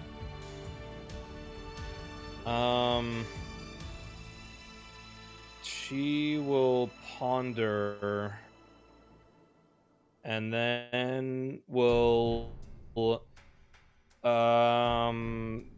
think for a moment. Hang on, I actually do need to double check and see. Sure. Yeah. She will look at the wounded drow and will make an initial assessment, and then she will lay a hand on her, and the typical swarm of like small green moths will emerge and start to like towards her wounds, and she will cast Cure Wounds using a level 3 spell slot. Okay. You see the blood does not go away. But yeah, how much is it? Sorry, my tabs are being weird. So this is going to be a 3d8 plus I think it's going to be plus 4. So 14. Okay. Yeah, that's almost her entire health bar. You see Nadana, the younger, more spry one, catch a breath, finally. You see her eyes open, and her hair is now like covered in sand and gravel. The blood doesn't like recede or anything like that, but you can tell she's able to draw quick breaths, and she's no longer on death's door. She's still trying to like put words together, but Phaestra puts her hand on Nadana's head and says, "You will be in the lighthouse soon, under familiar roof. It is okay. What is your name?" And she looks at you, Silent Beak. She points to her beak and then shakes her head. Ah, a vow of silence. Noble. Her name Thank is you, Silent regardless. Beak. Fitting. That makes sense. This is the best. Shh, it is okay, Nadana. Rest. At that whole exchange, Beak will like her eye will twitch slightly, but then she'll give like a small like wry smile and nod like, yeah, nice to meet you kind of vibe. Phaestra looks at you, Argentum, and says, Derman is needed. The widows could not hold back the demon web pits any longer. It is... We may be the last. I will try to retrieve him. Give me just one moment, all right? she nods I'll silently rush onto before the looking back. They'll rush onto the ship Okay. and to Elfram. Okay. Elfram has like, you know where you guys saw Slick Eladar? Mm-hmm. When Yeah. He's just like back in the back corner with the booze and stuff. He has holed himself up Yeah. in Slick's little like opium den. All the lights are down, and he's just kind of like sitting on a pillow. Slick's gamer cave. Yes, Slick's Gooner cave. His Gooner cave. Oh my god. I mean, you're not wrong. Oh, It's not no. incorrect. I mean, he had a woman fall out with. Yeah, I know. Motherfucker. Elfram. Yes. What do you need? He Is tries to there not look any at you. chance- Is there any chance that you can try to reverse whatever is going on with Derman? There are people here who need him desperately. And I need you to try. I need you to trust yourself. He does not look like he wants to or even wants to try, but Please. he looks at you, and in the darkness, you can see just a flicker of purple in his otherwise like human eyes. I can try. Bring him And to you me. will. Okay. I will run and find Derman, and I'm gonna try to find Sunder as well because I'm a little baby bitch with baby noodle arms, and Derman's a more muscular boy than me. Yeah, Derman So weighs I'm gonna about, go he's like find pushing Sunder. 200 pounds. Like, he's a big guy. Yeah, I'm a lanky bitch. I need my big Sunder boy. Okay. You go and find Sunder. Where are you at, Sunder? I would assume he's on the boat with everybody else. Yeah, Probably just you're on the yeah, boat, hanging kind of out, yucking it up just for a little waiting, bit, and Yeah, he's probably just waiting to hang, like, waiting to leave. Argentum Sunder? rushes up to you. I need your help. Help me bring Derman to Elfram. We're going to try to snap him out of his trance. Who's the big sees? He's not out of his trance by now.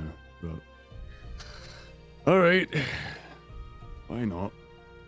And he'll get up and walk with Argentum. It takes maybe 5 minutes for you guys to heave the catatonic Dareman into Elfram's little den that he has put together. Elfram looks ignorant. It again, like the analogy of the kid with a gun, right? You're just like, how do you reload the gun, child? I don't know. I just got given this gun. So he's sitting there in his room, trying to figure out how to do this. He's got Dareman laid out in front of him. He like mindlessly kind of like gropes like his forehead and like his arms and like starts to like feel veins and things like that.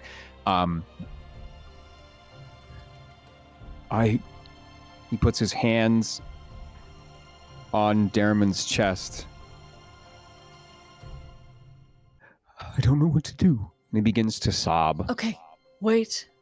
Breathe. Have you tried slapping him? Honestly, we have not tried slap. I was going to say that usually works. Sunder will walk up. He and looks at slap you. Darren. You slap Dareman? Okay, all right. I'm gonna have. Okay, no. This is very much in character for Sunder. I'm gonna have you make a religion check. Sure, sounds good. Slap the Jesus out of this. Oh, Power Christ compels you. I adore my Blair. Oh no. Okay. You said religion check, right? Correct. Yeah. Okay. Get his ass. That is the wrong button, and I have that an advantage. That is not an advantage. Bop. It's a 16. Hey! Wow. Okay. You slap him across the face. Dareman reacts. He winces. You hear a noise come from him. And then Elfram collapses on Dareman's chest, crying, and says, I'm sorry. And Dareman opens his eyes, and you see a familiar purple light, a lavender hue, as he blinks in, and it's so dark in here. Where am I? Okay. Elfram. You're back in the Elfram? blood cutter. That's where you are. Dareman grabs Elfram by the throat and stands up. Oh God. Whoa! For 2 weeks. What? Is there something I should know about this malicious little worm? Yes, Dareman. There are friends of yours on land. We have spoken to Elfram, and as worm-like as he may seem to you, I was going to try to help walk him through reversing what is wrong with your eyesight. Okay? Problem is, worms are useful. I don't know what. He was just kind of crying on his chest. He puts Elfram down. You're fine. Worms are useful when you're fishing. Good point. We will use them to catch a bigger fish.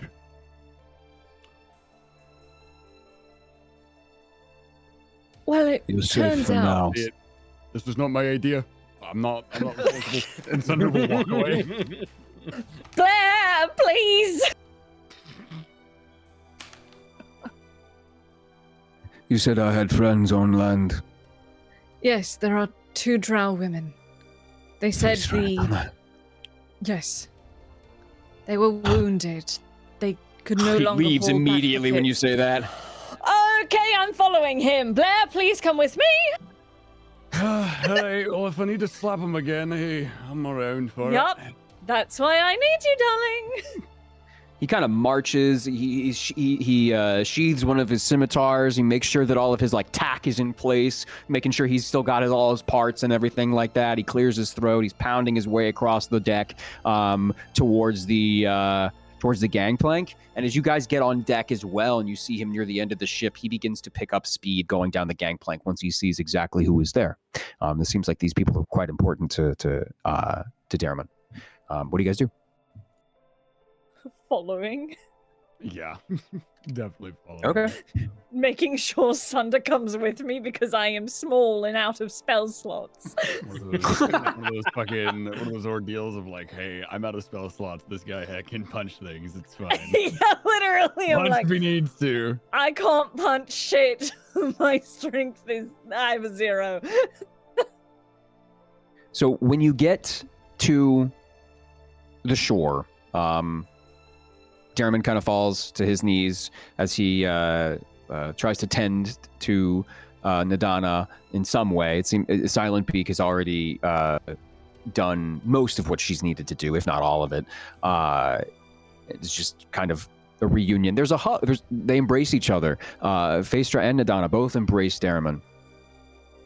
And as you guys get closer, you're able to tune into this small conversation that they're having. And Phaestra is speaking with Darriman specifically and says, "We could not hold it any longer. All 200 widows were taken or slaughtered.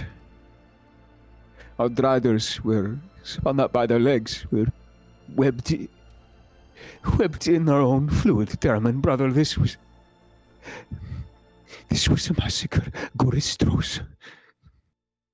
So many Goristros. We could not guard the gates any longer. It is okay. You have done your duty, as have your sisters. Now I must do mine. I must go. You stay and make sure they do not take the Miss Flower." Phaestra nods and embraces Darriman once more. Darriman stands up and turns to Argentum. "It is worse than I expected. I'm unsure what transpired in my absence. But it seems as though the physical gate to the demon web pits has been overrun." Meaning? This is, I hesitate to say, probably more than I can manage.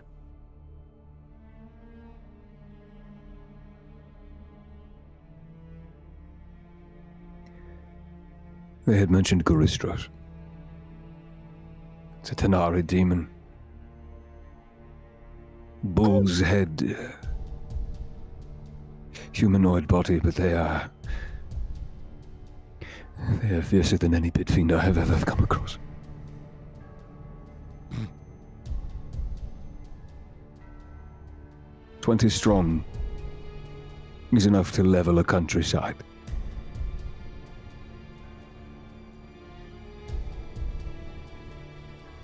I don't know where Varun has amassed this army or how he's got it out of the demon web pits, but if they can overcome 200 Sisters of the Blade, if they scared Phaestra and Nadana, we may need even the help of the drow you have on board.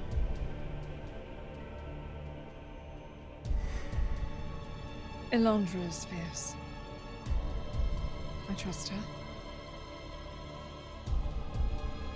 Elondra? Elondra, the Yes. Blade of the Evening Star? I suppose. She has a title? I was going to say. She had a title. Ah, She's since renounced it to live with her sisters. She's on board. yes, she has been traveling with us for some time. No wonder she acts all high and mighty. I thought that was. Never mind. Full But government yes. name.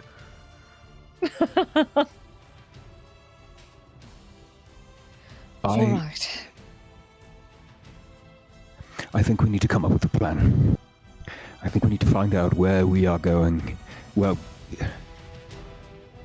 where you are going. Phaestra tugs at Darriman's like leg as she pulls herself up. You are going nowhere, brother. This valor is a fool's errand. You will get yourself killed, and we need you alive.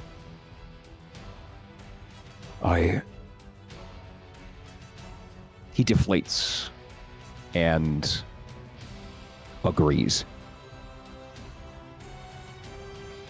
As much as he really, really wants to maintain his honor, it seems like Shvastra's right.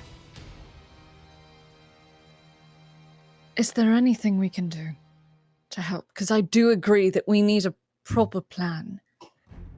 So whatever you can tell me, not just about yourself, but about who all of you were, defending the gates of the demon web pits. What you think we might be facing. We need to head to this tournament. It is our best bet. But You need if to you are head- not... Yes. We do need to head to the tournament. That is for sure. Who will stay behind? Who will come with us? Who will compete? I myself will likely not compete. My skill set... More for me. Oh, yes, it is. But my skill set is much more in subterfuge, gaining information. I'm quite sneaky when I need to be. So someone with a similar skill set to yourself, Demon, may be a reliable ally. And that way you are out of public danger, if that would make your friends here more comfortable if you insist on coming with us. But we need I would as like to come much with you. information. All right? I will not complain. There is something. I am.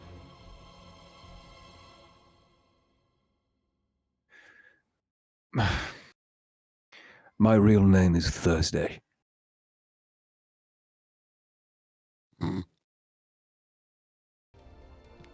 Like, Like the day. never mind. Never mind. Yes. Like the day. I have been and continue to be a member of the Hand of Law. Holy shit. But I am no demon. As much as I wish I was. There is a lot more inter-house politic that I can reveal on the way, if you would permit me the time. Yes, please. When we're on that ship for God knows how long going to that tournament, we might as well have a story going. 4 days. 3 if we go at speed. We need to get to the pools. We have a friend on board who needs them, so we should move at speed. If Ray were in a more conscious state, he would be shrieking at us that we need to move even faster than that. So, as fast as we can go safely. Sunder's gonna be like kind of like turning around rapidly after hearing you say that. Maybe we Where don't is awaken Ray? him. Is he still in there? Is he on the Maybe you boat? should let him sleep. Our sweet Really? darling Ray is taking a little nap, and you know, he's earned it, I believe.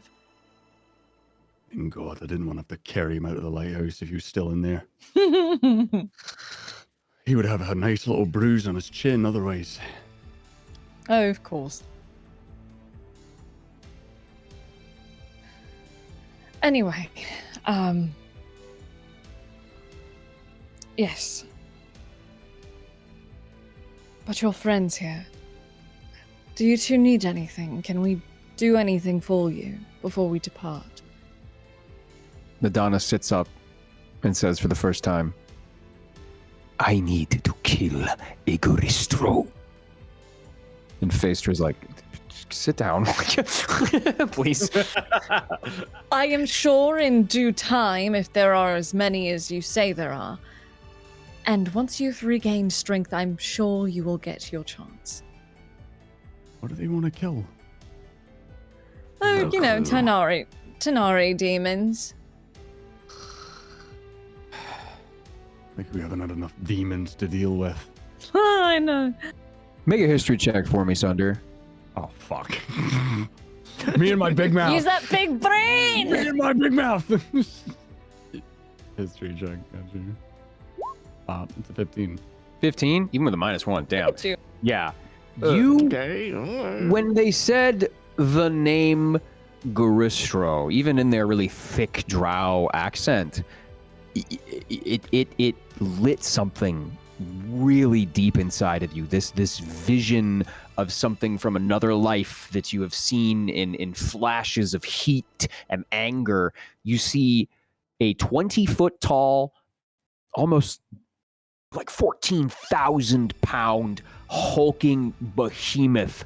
Almost looks like a minotaur with bound and fettered in golden bracers, piercing pink eyes, this gnashing, like sweating mouth and teeth, filled with chunks of meat that kind of highlight and glisten in this long, like goat-like beard that comes from this thing's chin as it like ambles forward and shifts its weight tectonically.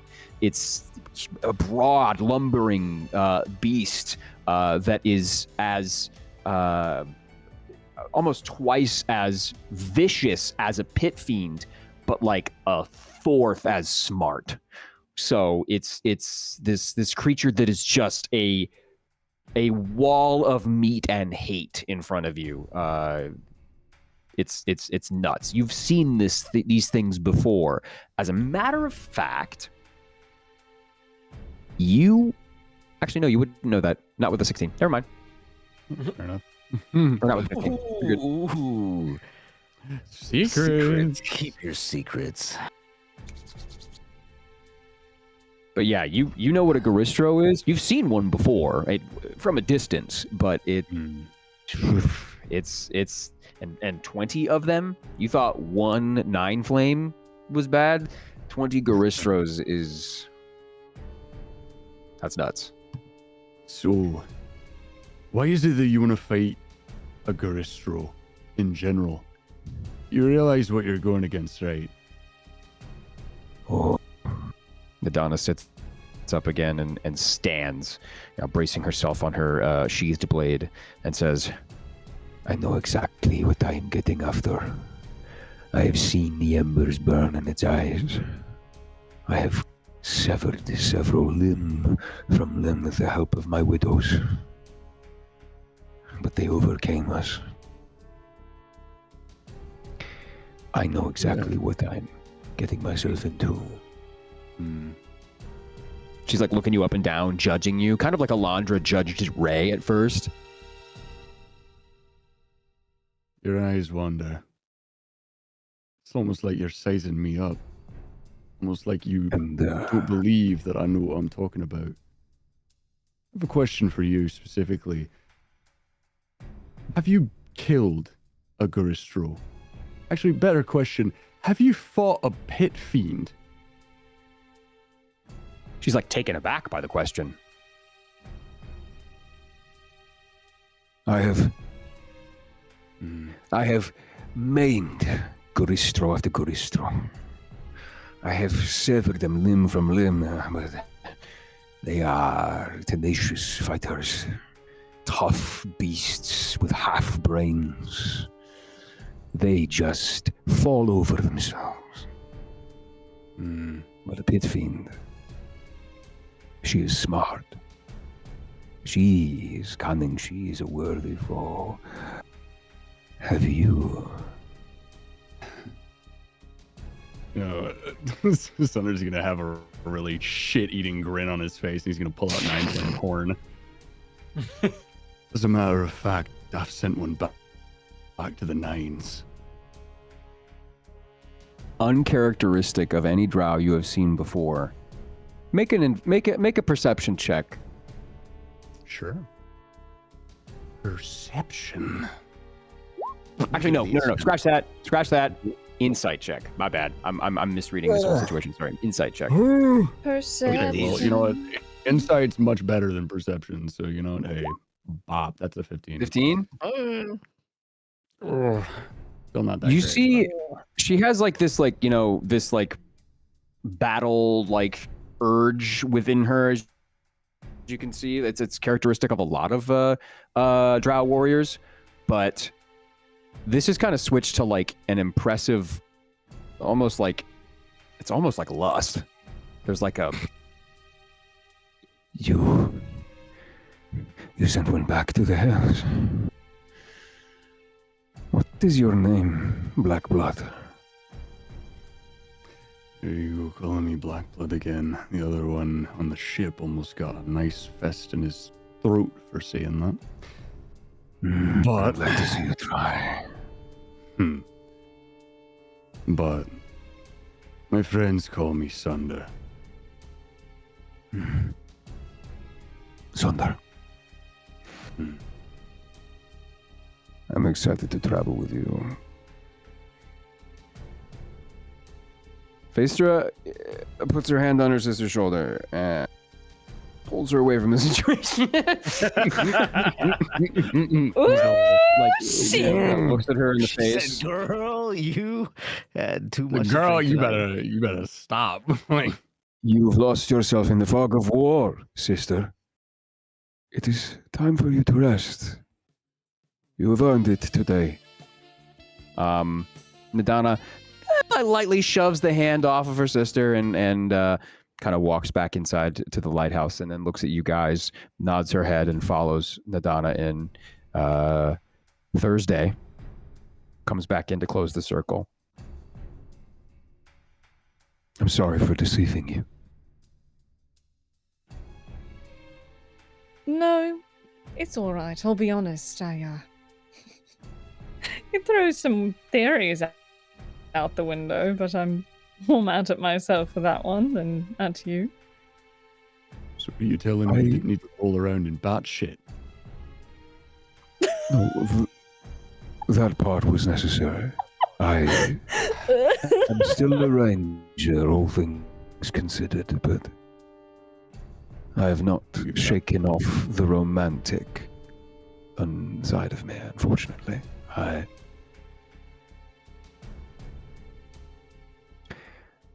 One day I hope to meet Damon. Who is this Damon? We have a very, very long journey. I'll tell you some stories. I cannot wait. And that's what we're going to call I tonight. do love.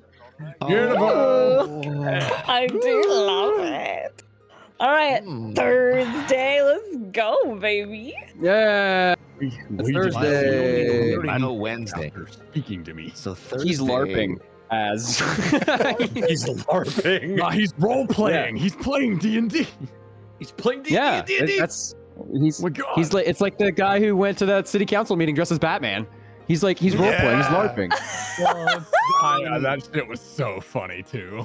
Wouldn't be the Yeah. first time one of the characters in the party was LARPing. Looked it by. True. I am Right now? I'm excited to see what next session brings because me and some other players have some stuff planned. I'll just say that. I'm sorry, what? I'm very excited. So you all better be here next Friday. I mean, Ray. Okay, be good. All right, I'm very Oh. excited. I'm Go gonna ahead. check my schedule. I'm gonna check my schedule for Fan Expo Vancouver, but I'm gonna make it work. Okay, please, I also if you have a don't call mind. next Friday. Uh-huh. I do not. I will be home. Everybody else is going to be at a con this time. Away Yep. games. Smiles and really go to check your cons. schedule. If we can't make it work, I'm excited for the next schedule. I'm excited for the next session. It's gonna be great. But yeah, this was fantastic. I'm glad we got some of the. I'm honestly glad we're out of that lighthouse as a DM. Me too. But we have an incredible community here, watching Shadows over Velda, and enjoying the stories that we were able to tell together. And as a result of that phenomenal community, every now and again, they get together of their own volition with a little bit of guidance from some of the players, and we answer some questions and help them out a little bit. Every now and again, we get a wonderful, wonderful zine put together by them. And I would like to take the next, couple minutes to go over the zine and take a gander at it and show it off on stream. Ooh. We do that? Yeah? Let's do it. Let's go over the zine. All right. Nate, would you mind very much rolling that beautiful bean footage? Hell yeah, I got it. Let me just move it over slightly. So what I really, really like about the zine is that it is all if not all fan done. Like, it isn't almost entirely fan assembled. We've had basic designs at first, and then everybody just kind of took it and ran with it, and it is phenomenal. Look at that cover, Umbra. Umbra. I love the wall in the middle. We haven't gotten to see good wall art in a bit. Can you also share the screen so we can? Oh yeah. Can you share your screen too? Let me do that really fast. Because otherwise we'll be on a 2-second delay. Yeah. It is fully original this year too. Really? Oh my god. Fully original. Last year had a mix of original and older stuff submitted. Okay, so this is fully this is a zine that is a bespoke zine, as it were. Whoa. And there's a foreword. Okay. The zine is a bit special. Who wants to read this out loud? Does anybody want to read this out loud? Sure. This zine is do a it. bit special. While it is the second anniversary zine done for the show, the first one had people submit art they had made earlier in the year. This year's edition is different in that it contains only contains original artwork made especially for the zine. Over the next 40 or so pages, you'll find contributions from 10 artists and 2 writers, all very talented members of this fandom. They've worked hard on each of their respective pieces, as well as some extra surprises toward the end. Wow, this is like a clickbait YouTube video. This is amazing. Stick around. You won't want to miss number 10. This is a celebration of the cast, the stories they tell, and all the people who love this show. It's a publication for everyone who enjoys Shadows of Velda, no matter which side of the live stream they're on. We hope you'll enjoy all the effort and inspiration that went into the making of this, the second volume of the Umbra zine. Be safe. Oh my god. Be quick. Be good. Oh my god, I'm gonna start crying, man. Holy cow. Yo, it's Suet! Oh my god! That's Love really it cool. already. Dude, they gave Ray a Neopet. This is crazy. This is his Pokemon. This is just It's a beautiful. I love the color of Suet's eyes too. Yeah. Yeah. And it blows my mind that everyone consistently gets the tattoos correct. I know there's a reference, but it's still kind of funny that they're like, hey, No, look, that's baby, clean. there's Yeah. a brush. There is a Oh, brush. there's a brush? Oh my A god. custom That's clip awesome. paint studio brush that Mel made. Yeah. That is next fucking level. What? That's always So always good. right, because it's always Where'd the it same. go? Look at Silent. Yo. My hand there. Oh my I'm goodness. dead. Well, not for long. Not if Silent because No, anything he's like, safe. That is the face. I'm just gonna sprinkle some moths on you. God, Hold oh still. fuck, oh god. Oh god, oh shit, oh fuck, oh god, oh shit. Oh god, oh god, oh god. So cute. It's so good. Sunder's got a little sussy smile. I'm just Yeah. like, Oh, shit man. eating grin. Sonnet. Mm. Oh my God, I'll read this one. Sonnet. Hold on. A sonnet okay. by Jennifer Wong. All right. Model after Shakespeare's Sonnet 71. That's awesome. No longer mourn for me when I am dead. I yearned to valiantly charge into an ending of a warrior's life led. Though selfish may these actions seem to you, new friends, please know I treasure these new bonds we forged. But now I hear the quiet knell of rest I've craved in lands so far beyond. It's time to go. I'm sorry, Zephyriel. I can no longer be your sword or eyes. But know I, from this sorrow, you shall rise. That's really good. Oh, That's Ow, my very, heart. very well written. Oh my God. A wall sonnet. A walnut. A walnut. A walnut. Walnut. Oh, this is All right. so cool. That is amazing. What? Is Yo, can me you and zoom in a Fi little bit? staring at Zoom in? Yeah. each other. This is like some fucking yaoi beginnings. Yaoi, Look man. at that shit. Yeah. That's crazy. That's so rad. And the flower. What? Is that a spider Mhm. lily? Is that what that is? Yeah. Yeah. That's Fi's theming. Yeah. Amazing. And you got the moths, dude. Oh, the moths Dude. and the tiny I'm partial to little that. quarry. Oh, And the, then like the Zephyriel fall I falling? love What? it, vibe, bro. dude. The feathers. Oh, bro. Love it. This is sick. They really want those skeletal wings, Very man. cool. Glaive. And the glaives. That's So so Argentums for a second, cool. please. Boy. Yeah. I love Scope how Argentum, people please. draw their quarry because everyone draws them Yeah. like this teeny tiny little Little guy. bug guy. Little bug when it's like a 2-story tall alien Yeah, bug. it's this huge fucking alien, but it's just he's a little guy. Or a little He's a little guy. You got your own Neopet. Yeah. Fuck dude. yeah, dude, bud. You have a Valkyrie in the distance. You get him, man. Go get him. The honored guests. Oh, is this not? Was it continued, or is this another page? Yeah, that's another page. Another page. Oh, okay. We sleep. Oh my God. Domestic honored guests. Yeah. Fucking Zeph in the corner. Silent Beast high, man. Leaf and shit. I'm up against the tree. that I'm just eye. sleeping. Ray is crying tears of like blood. Metal. That's It's so amazing. sick. It's fucking brutal. I'll be real. I think the last time you guys like did a camp thing was like under the waterfall or something. Way I back think when so. at we Downwater. haven't taken a Yeah. nap in a while. I think it's time. You guys are going to get a very really- well-deserved rest, I think, moving out of the Luma Deep Lighthouse. Look at the wall. Oh, Course through the blizzard. wow. And Jesus. Got a. God dang. Bro was Big and fucking lost. Oh my. I will take the time to say. Oh. Probably won't read all of these out loud. But CSI of Bronca is I did read this on my own. This It's is so good. if you have the opportunity, please go and read the zine. It's just all of the fanfic and stuff is just so it's so well done. Honestly, I read it and I'm envious because I'm like, this is better than like what I'm doing. Like, damn, this is better than our story. Ugh.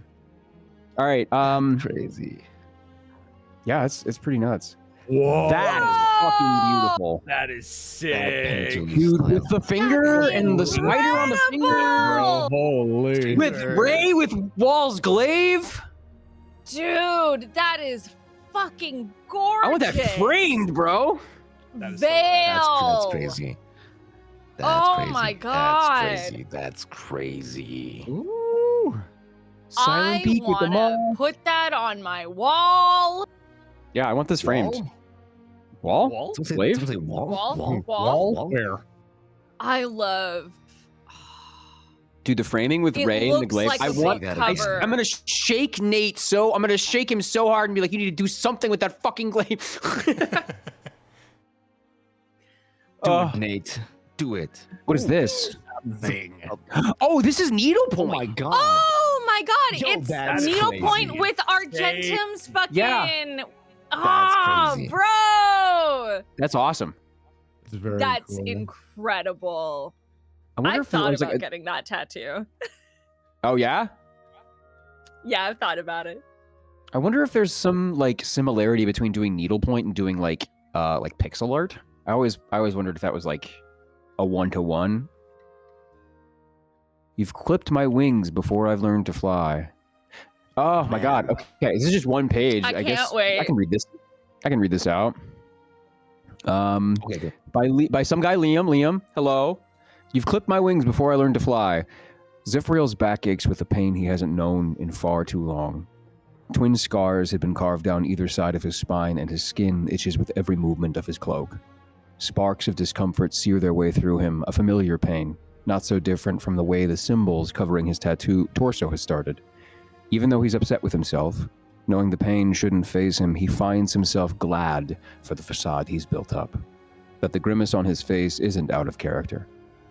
His body feels far too light now that he's without the extra burden. His shoulders flexing involuntarily, instinctively trying to maneuver limbs that are no longer there.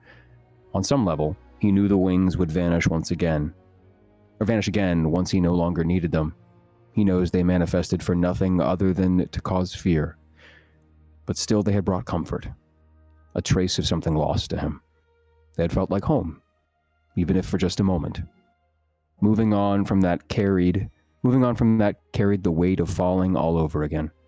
How cruel that the world could take this from him twice. He should have known better. He should have known wings of bone could only weigh him down. Oh, it's very sweet. Oh my gosh.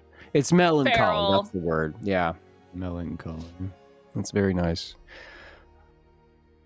The blade Feral, of the screaming, underdark. Look at crying, that. throwing up. My queen. Beauty. She made Grace. it. Oh, I She's love here. her. She is beauty, my God. she is grace. I will kiss her on the face. My ears keep popping. Oh, For real. it almost looks like a tarot card. Whoa! Oh What is my this? god! That is Whoa! It was art style. Yes! Look at Beauty in the back. Beauty! My baby will find you. It's okay. Your daddy has you now, I guess. Maybe. Veyron is like a chibi guy, dude. Yeah. I love that. Chibi Veyron is the best. Oh, She be around. and the design that Vieira came up with for Veyron is just so I'm iconic. obsessed. The mask that's also a crown, like fucking yeah. Okay, Kino. okay, cool. Absolute cool. cinema. All right, what's this one? Feral. We got all the Character character galleries. Galleries. So these are just iterations. Oh, neat. These are just people Whoa. drawing. Oh my god! My baby! I love This is so good. Dude, I I'm love the one at the obsessed. top left. It looks like you're Look at from who- Cat! It looks like Lost Clothing. I like hulas. I love Hula. Hula's feels very Maple Story. Yeah. Yeah, Yeah, yeah. I can see Feels like it feels like a profile picture. Like it'd be a really good profile picture. Yeah. Well, I know what my profile picture is gonna be in the fucking in this Discord soon. You're, Mhm. you're. This looks great. I love Oh. Lish's too. I love Nods. it so much. These are Jen's is also good. It's got like a also Dilbert good. vibe. Mel's is Mhm. fantastic. Very nice. I love Who's the- them what's the so next character? much. Got 5. Oh, Fifi. Whoa, look at it. I love Cat. He's got a gun. He's got a gun. They gave this guy a gun. What the fuck? Who gave this guy Oh. a gun? I love the one at the bottom. I'm pretty sure that's Vale with because it's got whimsy. Yeah. Look Rat, at Whimsy. Rat His holds rat. Where's your rat? Where's your rat? Do you remember your rat? Not. I love that. I his love red Knots in his as well. pocket. Yeah. I love Knots too. Yeah, that's great. Those are beautiful. Man, we love this is Phoenix. epic. This is epic. Then we got Sunder Gallery. Cat is just Yo, aces. He's just a blue man with 2 horns. That's You're- fun. It's a blue guy. I love. These are so good. I love the This little is so hula fun. one that she's Hulas are baby. great. Jen's great. Oh my god. Liam's Liam's eyes. No, everyone is crazy. I kind of dig Mel's No. iteration where your hair covers one of your eyes. I think Yeah, it's so sick. Yeah, that's really cool. Jen made you a unicorn. I love that. I'm sorry, why? Oh, we have a wall gallery. Got a wall. Oh, we have a wall of Wallery. wall. Dude, Hula's without his helmet I on. love Oh my god. cats for this one. So cute. Fitting image. Lish is, oh my god, that study in value, Lish. Oh my god, just black and white. It's beautiful. Lish. Lish, I'm going to lovingly drop kick you. That's amazing. Yeah, yeah. I will strangle everyone in this zine, and then some. Vale's got his little his trademark glint. Yes, Beach. Amazing. Shine. Sands? The shine. The shine. He has the shining. Got Zephyr I'm so mad he's not here. Yes, bitch. I love how he's Who is like the jelly always bean? he's like for some reason in fan art, Ray always has like a little bit of sweat. He's always just a little nervous. Dude, Always dripping. Licious looks straight out of like a manga. Yeah, it looks like a manhwa like protagonist or like, you know, the Oh person, my the seer gosh, that they go to in the yes. manhwa to be given a some sort of prophecy. I love the one where he's just drawn as a fucking like Easter egg. Yeah. Bro, no mouth. Beautiful. Bro, it's just Oh, like man standing. Vale. I Beautiful. love the hair there. Yeah. All y'all so talented. I'm a I Oh, agree. it's- we're so lucky. Hell. oh, So lucky to have a fandom Mel, like It's you guys. so Thank you so much. soft. This is our first guys are crazy. zine with Silent Beak in it. With Silent Beak. That's It's just my a bird. burb daughter. Hell yeah. Just have Cat just drew a bird, which, you know, That accurate. is- that's Um, how I draw birds. So you know. That's I love Lish's though. You gotta. Yeah, it's cute. Lish gave Silent Peak a little bit of eyeliner, you know? Yeah. Okay. Make him pop. Broke the You makeup know? set. All right, goth burb. bird up. Goth bird. Bird up. Bird We up. got some community polls too. Community Hell yeah. polls. Okay. Most likely to die. Are these, what is this one? Which Favorite early NPCs? NPC is your favorite? Okay. Yo. Got Dakota. gotta bring Dakota back soon. My wife. Dakota is coming Dude, back. Oh yeah, Kelly's gone. Jockey is gone. Well, not dead, but gone. Yeah. Imperial's on the Jockey ship. tied Kelly for second. Let's go. That's my guy. Marky's in Jockey, seventh place, but he that's my still guy. made the board, baby. Our resident Let's go. minion. that Tyrael was with us. Designation friend. Yeah, Tyrael's with you Designation guys. Fucking kill Pit Fiend. Tyrael, this whole boat, if this boat goes down, so does like the GDP of Lothlorien by like 50 points. I know. Oh, yeah. I'm aware. Zyra, my wife. I miss you. Zyra, I really- I can't believe I'm God, surprised Dakota made first place. He's a cool guy. He's a cool Seems like it. guy. We also I Listen. showed Nate this when he was here, but we got Dakota art, by the way. Would you guys like to see the sketch? I'm gonna show the players the sketch. But okay, hold on. I'm about to be so feral, and I'm always feral. Okay, so this is not colored. I'm just showing this to the players, by the way, so you get reactions. This is not Yeah. colored. This is his Too human bad, version, guys. or his humanoid version. God damn! Hell yeah, brother! I love him. I love That cowboy him. single? That's all I gotta know. And let me show you. I'm It's gonna not give you fair. guys a can second. And you can again, shapeshift anything you want. It's not fair. You get to choose exactly how hot you can be. It's Sploosh. not fair. in Twitch chat It's not just fair. gets the reactions here, but this is his this is his not fair. dragon It's not version. fair. I'm chewing concrete. That is Oh my so god, he's a dang. baby! Right? Yeah. I'm gonna Aw. kiss Exactly, his little just- forehead. It's gonna be Oh. so good. I cannot wait until he's love fully it. colored. And there's a reason that But- he's fully colored. So Yeah. just, Oh. there's a reason he's getting done. I have to say Saying is- that. Get her done. All right, which recent NPC is your favorite? Illustrate. I mean, Illustrate, The really? banner. Dude, the banner made the board. Let's Yeah. go. 9 flame. Of course, Okay. Alondra making first place because she's a That doesn't surprise queen. me. Yeah, Alondra's great. Yeah. Bryant making second place makes sense. 9 flame being third place, honestly, a bit of a surprise. I didn't think Elistray would be on the board. Honestly, that's amazing. All right. I'm making notes. He's noting. He's noting. I'm writing things down. Whoa, is that a Penelope mention?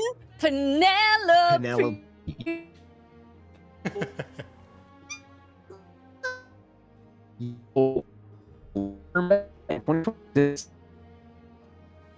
Oh, is my internet going out or is Discord dying? Oh no. Hello? Let me try to rejoin.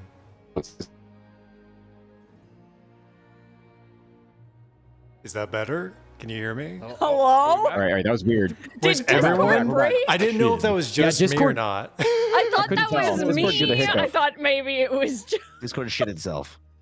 Okay. Whimsy's in first Shit, place, by the way. The rat. This is not shocking. No, not at all. We thought this campaign was going to be Soot so and dark, Penelope. but it's so full of whimsy. Y'all don't like my bird? What the hell? I love your bird. Where's your bird? Call your bird. Yeah, where is your Yeah. bird? You have to summon them. Otherwise, the DM has to Yes. inject them himself, and there's a long list of things that go in front of Lester. Yeah. True. I'm gonna start whistling in the air and hope Yeah. the bird hears it. You got to whistle the Old Spice theme, and then he comes. Get over here, fucker.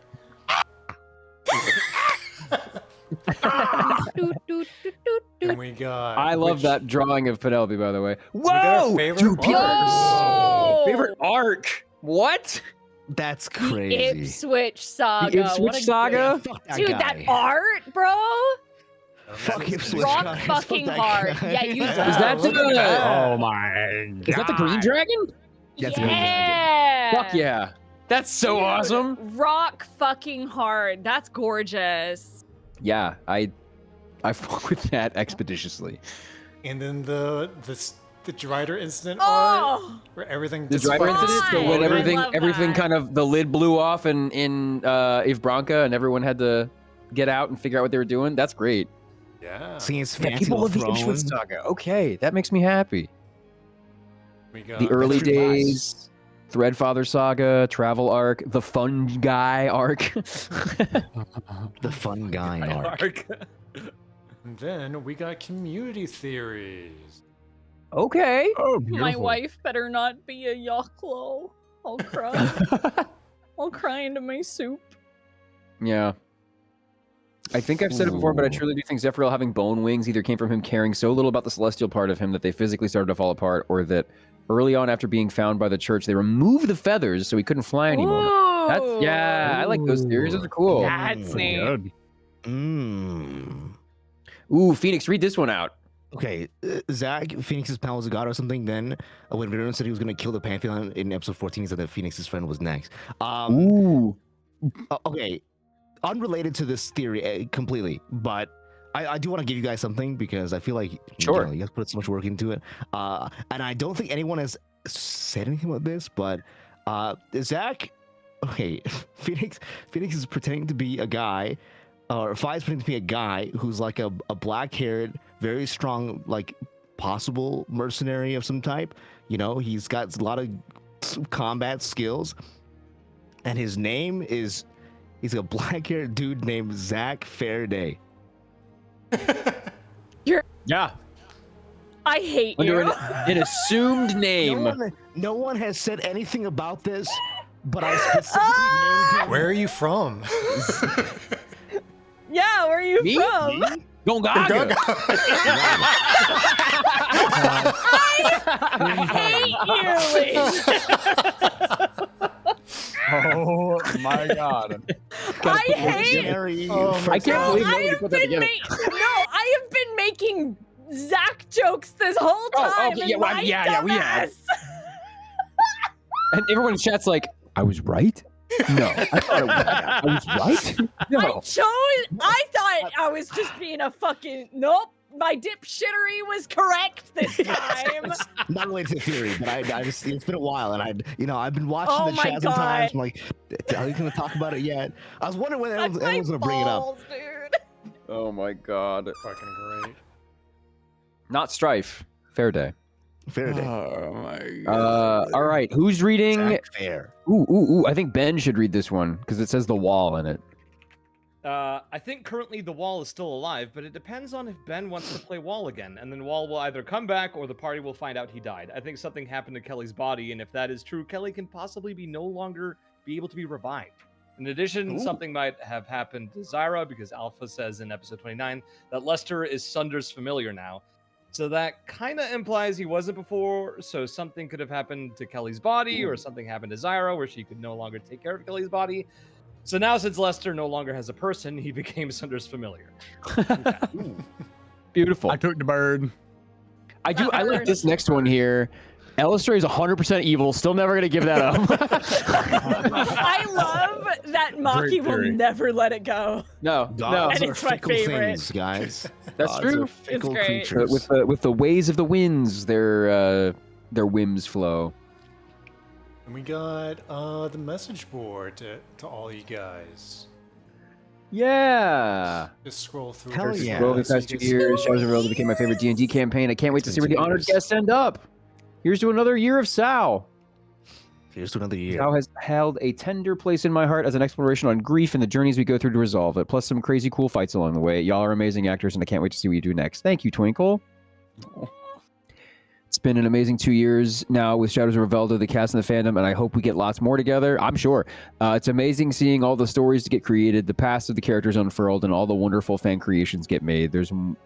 Here's to more of this wonderful D&D campaign and everything that's come along with it. Thank you for everything. My life's changed for the better, all because of this show and fandom, Maki. And then happy 2 years of Sao, Cat. Guys, thank you so much. Holy crap. Cannot believe it's There's- been 2 years. A Who's little taking this bit next page, more. huh? Sao has been one of my biggest inspirations this year, and I cannot express how much I absolutely adore this show. It's given me the opportunity to not only create so much art, but also to make so many awesome friends. I honestly don't know where I'd be if I hadn't discovered Sao, but I am so glad I did, and that you guys have created both an amazing story and such a lovely community. Can't wait for what 2026 has in store. Vale. Yee. The Sao community has been integral to finding some of the best and most important people in my life. Thanks, y'all, for putting on such a good show and bringing so many good people together. Happy 2 years of Sao, Liam. Thank you for a wonderful show, says Kuth. Thank you so much for taking time out of your busy schedules to share this amazing D&D campaign with us for 2 years, from Jen. Massive thank you to everyone on the cast and crew. You guys are truly remarkable in your craft of bringing these incredible and complicated and so very compelling characters to life. Thank you for giving them so much care and thought, and for helping to make this fandom a safe and friendly space for everyone to be able to enjoy these stories together. Here's to another incredible year of Sao, from Julie. Yay! Amazing. Damn. so sweet. And We got- are these- got are these our the credits here? Yeah. Yes, gotta we do- love we gotta do the credits. slow- Beautiful. we gotta do the slow, We got crawl. Nut, we got Minnow, we got Twinkle, we got Jennifer, Jennifer. got Lish and Charlie, That fucking picture. Maki. I love that picture so much. Cat. We got Vale and Cat, Liam, Hula, Mel Raspberry. Let's change their picture to a fucking Amazing. cool guy. I love Guys, I am it. really Fucking like. incredible. Whoa, wait, there's another picture. Is this There's the one back more. cover? Back cover, back cover. Hey! Whoa, okay, that's awesome. Yo! I need that Hell as like a full-size fucking Thank God poster. you also have Yeah, the I love non-text it. version. Yes, Let's this is the go. cover, and then this is the non-text version on the back. Oh. Amazing. Badass. Y'all are so cool, guys. Everybody who's watching right now, I want you to realize that we are, as much as these stories are bringing to you, you are bringing back to us. This is resonant for us because we're able to see. And I would be remiss to not or I don't know how to say that. Whatever. It would be bad of me not to say. Yes, it would be bad of me not to say that. Like, you inspire a lot of what happens here. We all to some extent lurk in the Discord. We see what people's reactions are. I go back almost every time to see the live tweets or whatever you guys put together, just to kind of look and see how people are. The polls were great. You do inform this story. A lot of it is written down, but I'd say like 33% of it, like a third of it, is like on the spot, like figured out and inspired by what we've consumed from you guys, what you guys have created, what we think would be cool, honestly, because we're all actors, and the reason we play D&D is because we want to do cool stuff. So you are the other half of this. You are the audience to this big stage play that we're putting on with the blinders of game mechanics. And it's in this day and age, it is so nice to see such a crucible of creativity. It's so nice to see everything that you guys have put together, and to listen to you guys tell your stories, to see your reactions, yes, but also to tell a story together, and that is something that I truly really hold dear, is storytelling. It's something that I really really enjoy, even if some days we're tired, even if some days we we have to speed bump a session or two. It's good to come back together with your friends and do something cool. In my DM style is, yes, let's make you guys a hero. Let's figure out how we're gonna make this feel heroic and make you guys have something cool to do and enjoy, give you guys purchase and reason to be here. So I hope that you have found that as players, and I hope that you guys have found that as an audience as well. Whether that's getting like a cup of coffee and coming in and tuning in on a Friday night and listening to us for a little bit before you go play Overwatch or something, right? It's a way for you to unwind and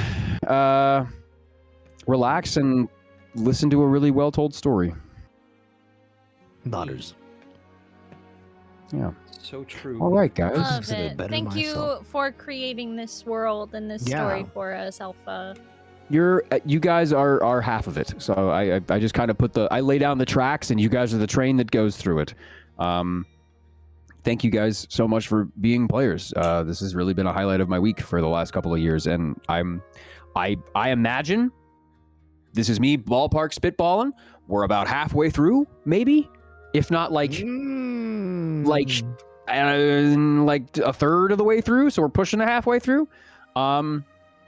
And I'm excited to see how you guys mature as characters. I can't wait to start to unroll some of you guys and your history. But yeah, awesome. Beautiful. You guys are so cool.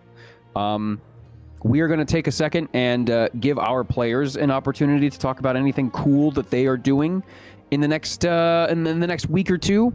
While we wait for the next episode of Shadows Over Veld. Anybody got anything cool coming out you want to talk about? Anything cool you're doing? Anything you want to shout out? Yeah.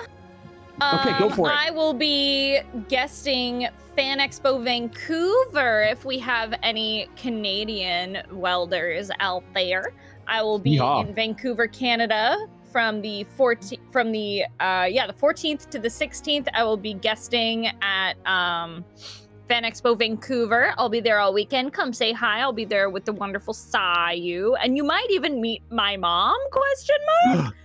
So if you want to meet Scylla's mom, come see me. But I've been directing a lot. Watch Dead Account on Crunchyroll. It's a good time. I play Urusagawa, and she's the best. Oh, nice. Come watch Dead Account. And watch Hell's Paradise, because I've been directing a lot of season 2, so watch Hell's Paradise. That's Heck yeah. true. Yeah. Hell, It's yeah. a good show. It's in a good action-packed arc right now. It's pretty good. Also, if you're going to Pensacon in Florida, I'll also be there. So go there and come hang out with me. I always have Argentum On stuff. complete opposite sides of a continent. There is no excuse for you not to go and see Hayden. I'm all over the country this year. I'm in your goddamn walls. Say that I'm again. in your goddamn walls. Say that again. They're in the goddamn walls. I'm in your goddamn walls. No, come hang out with me. I have shadow stuff for y'all, please. Heck yeah. All right. Okay. Yeah. Go see them in Vancouver and Pensacola. Anybody else got anything cool they're talking about? Anything cool they're doing? I'm also going to be at a con this upcoming weekend. It's going to be Lay it on us. Con in Concord, North Carolina. That's actually a I've good done con. that It's a really good con. Ooh. It's going to be a fun time. There's a bunch of cool guests. It's mostly my friends, so I'm happy. I'm going to be with my friends, and you can be there too. We can all hang out together in friendship. Woo!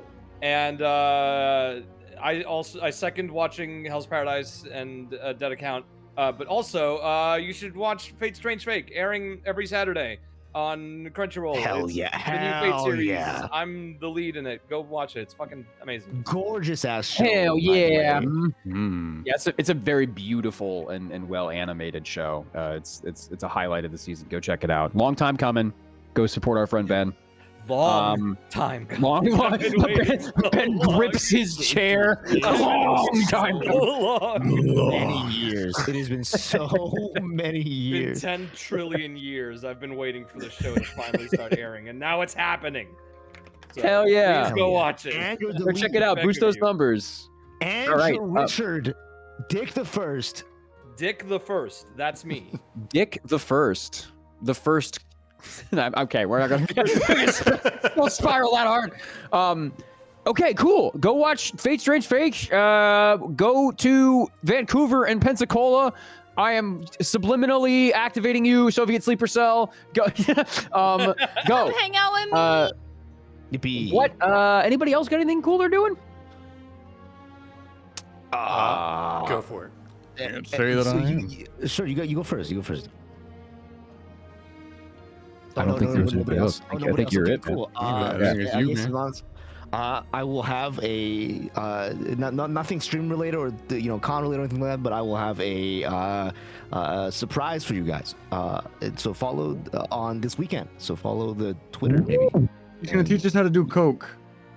Whoa. Surprise. Just like that YouTuber who discovered how to coke. Yes. Yeah, I'm like that YouTuber Okay. who discovered how to do coke. All right. Yeah. Go and follow Leju, and it's gonna get exciting. I'm pretty damn sure. Go follow him. Keep Go the check it out. tab open. Yeah, too. They could Keep the also tab. work. Yes, just keep the tab open. Put notifications Don't on. close the tab. I actually All have right. one this week, if that's Oh, okay. do you? Let's see. What do you got? Yeah, so I found out that locally in Greenville, South Carolina, I have a local superhero. If you've seen like people like Skyline and stuff like that, we have one in Greenville, South Carolina that dresses up as Batman and gives like homeless people like items and stuff like that. cool. I'm going to be going on a patrol with them sometime this month. If you Oh, guys, awesome. if you guys want to, instead of getting me anything for birthday stuff from last week, if you want to go to his page, he has like one of those throne things, and you can choose have a link? like, yeah, he actually has like a throne where you can buy like hand warmers and stuff like that for him, to pass out to the homeless, and it's pretty cool. And I'm gonna meet up with them and see if I can pass that out to people. Hell yeah, dude. That's W. amazing. Thank you so much for volunteering your time like that. you know me. It's Hell yeah. it's an oft forgotten form of charity, volunteer work, and that's awesome, man.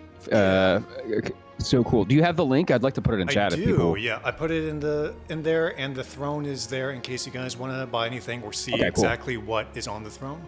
But hand warmers, Awesome. like water, etc., etc. So, Yeah, but yeah, especially hell this yeah. time of year. yes. Amazing. Awesome. Yeah, go buy some stuff for the unhoused population, and go say hi to Batman if you get the opportunity to. Go take a picture or something. Say hi to Batman. Go say hi to Batman. I can't believe it's Go say hi to Batman. 2026. You tell people to go say hi to Batman. Let's see. What else? What do I have? Do I have anything cool? We're going to be booting back up with streams next week. Live on Tuesday. I got a lot of stuff going on next week, but I'm going to be streaming 3 to 5 times. We are going to be doing all sorts of really fun stuff. We've been in the middle of a RimWorld playthrough with chat. So chat shows up and people in the RimWorld game and animals will get named after chat, and we grow attached to them. And when they die, we give them funerals and everything. It's really fun. We have a great time. We're also playing through a couple of other bigger games that are going to take a little bit longer, which I'm excited about. And I don't have anything crazy to like announce or anything like that. But you know what? I'm like super cool with that. I'm very, very chill. I'm in a very a zen state, and I cannot wait to stream some more for you guys.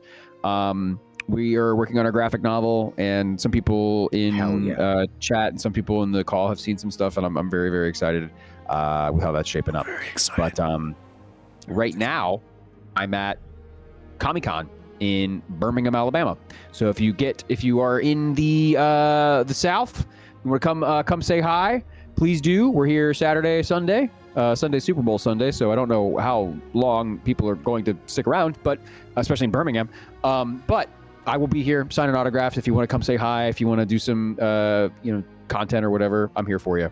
Love you guys. That said, we will hopefully be back next week. But if we are not, we will see you on episode 43 of Shadows over Velda. And until then, we are going to say good night, everybody. Good night, everybody. Good night,